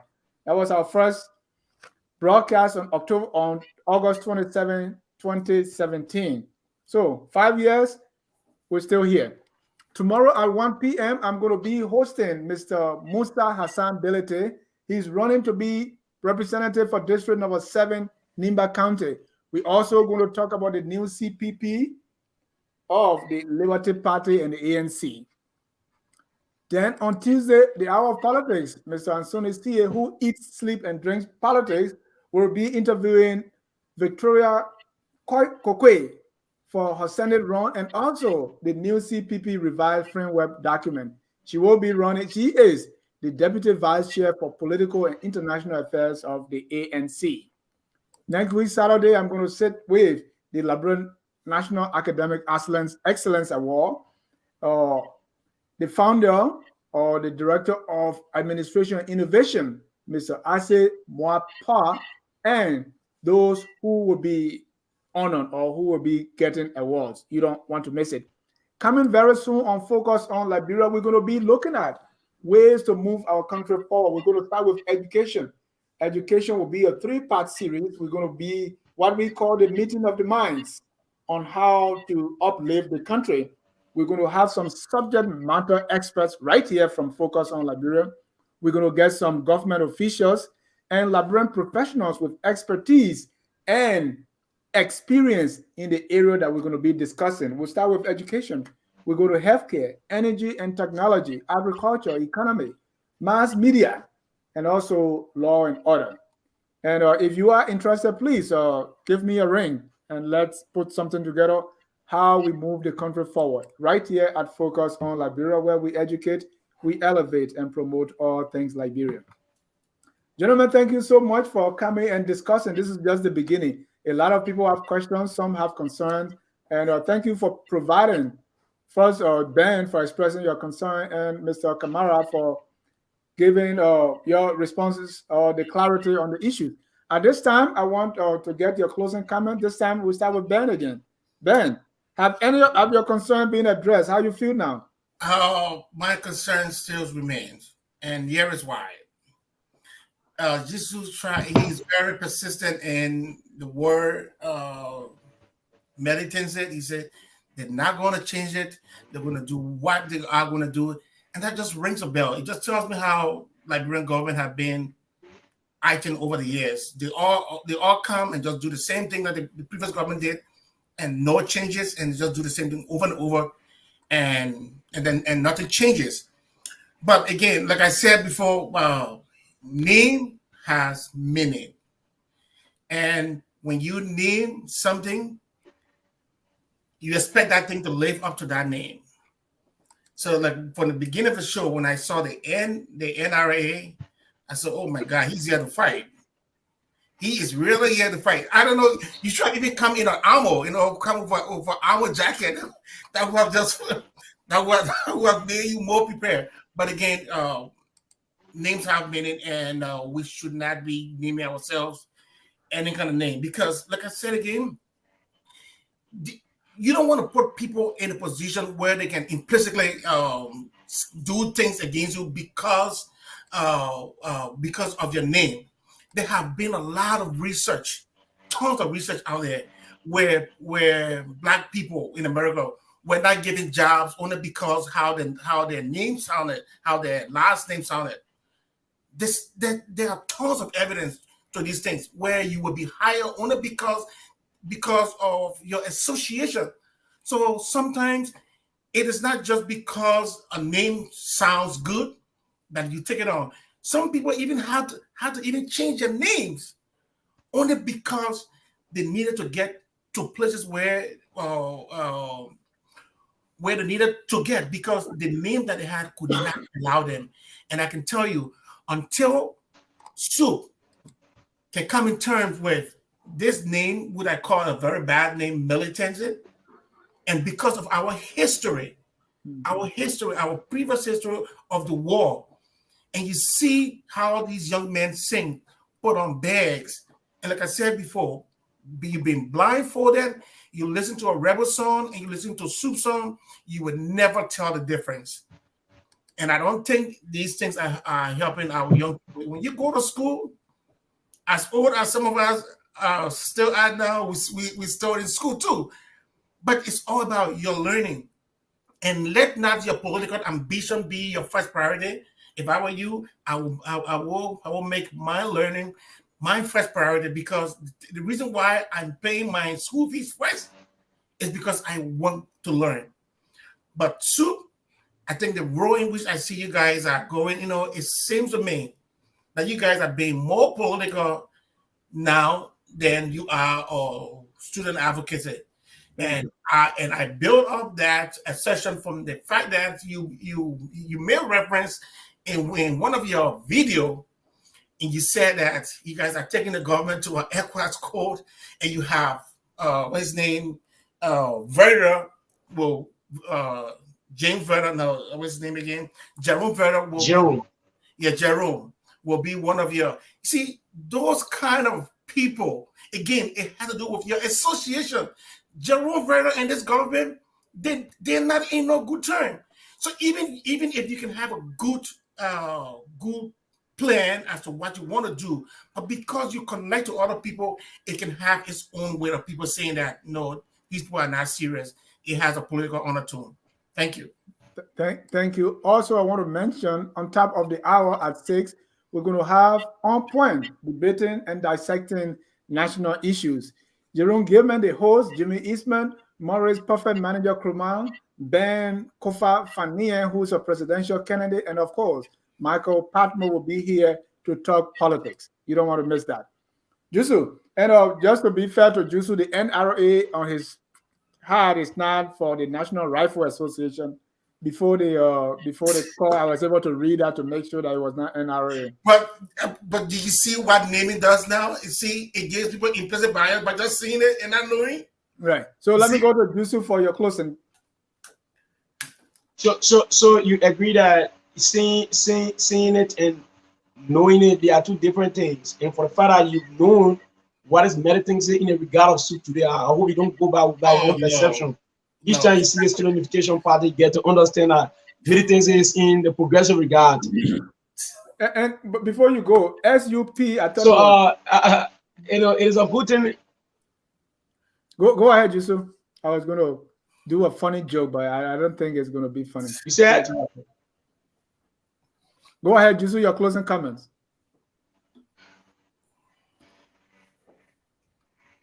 Yusuf, go ahead. I think he's frozen.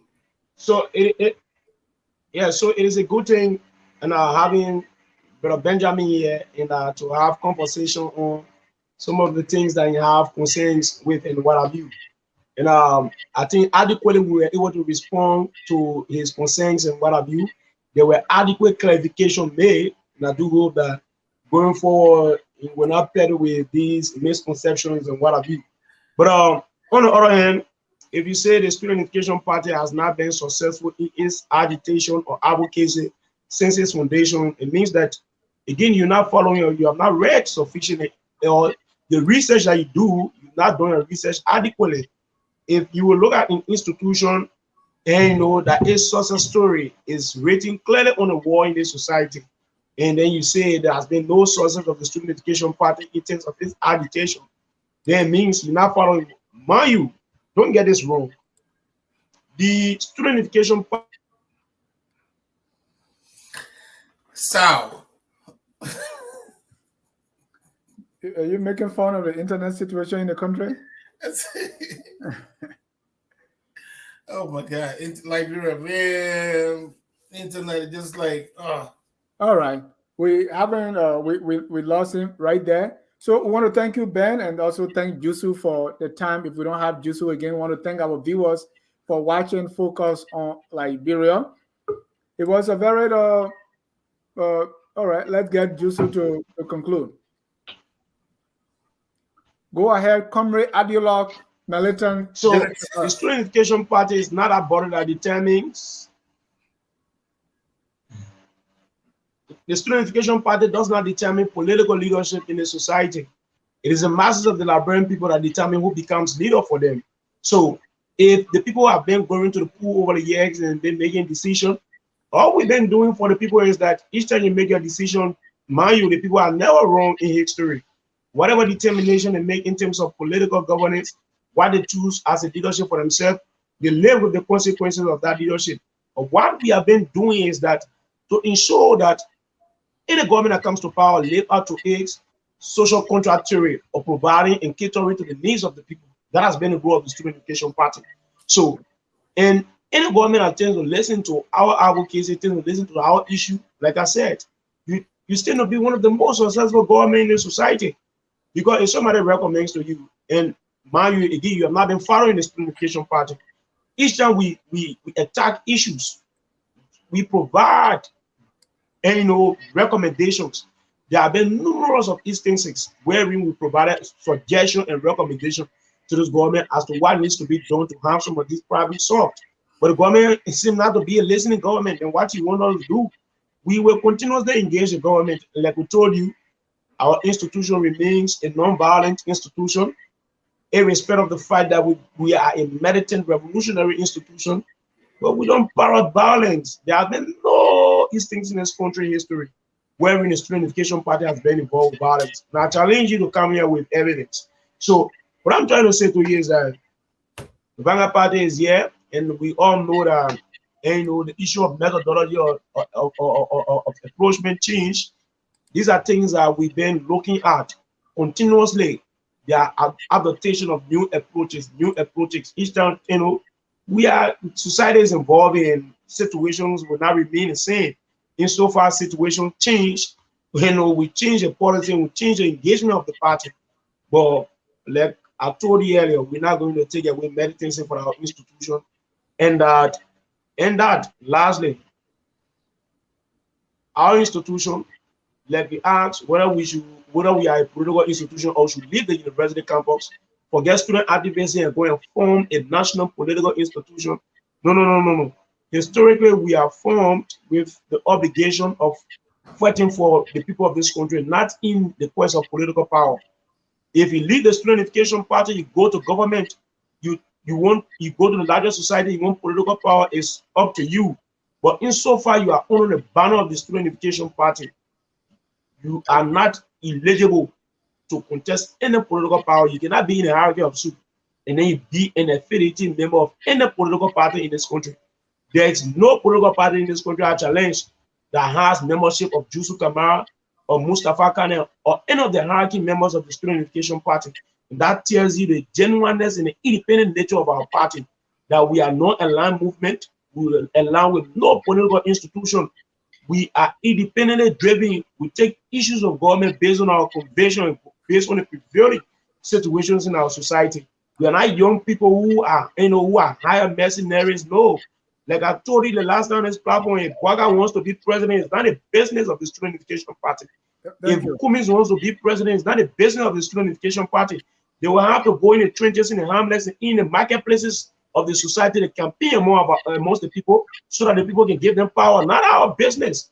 And so why would you believe that the Vanguard Party that is an independent institution, morally driven, can be influenced by political leaders and what have you?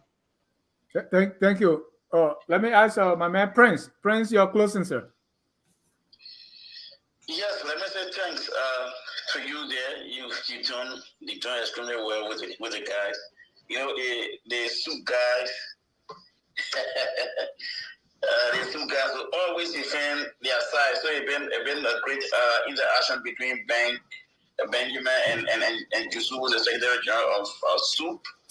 I just like to say all that we do, like we always say on this platform, all that we do, Liberia, is what matters. And as another thing, the students have been saying in their various projects, I think they are wrong. It's just about holding government feet to the fire. Everyone else has said, thank God, Jonah alluded to the fact that I mean, since he's been following Liberian's government, they are not being a good government. As a matter of fact, he said we are governments on the worst. So yes, I think the students have been right in here. Of course, all we need to do is, as public policy makers and public officials, receive those concerns and then work with them. So, I mean, that's all I can say, and I hope that those engagement with the public actors will listen to them and see the best that they can lay out of them for the forward march of Liberia. Thank you, Prince. Thank you, gentlemen, and thank to our viewers. On that note, we say thank you for coming. We close with the song that says, "We are all Liberians." Join us at 6 for On Point. We are Liberians. Liberia is our home. Liberian people. Either you raise it or we want. Liberia, oh. Either you raise it or we want. Liberia, Liberia. Oh.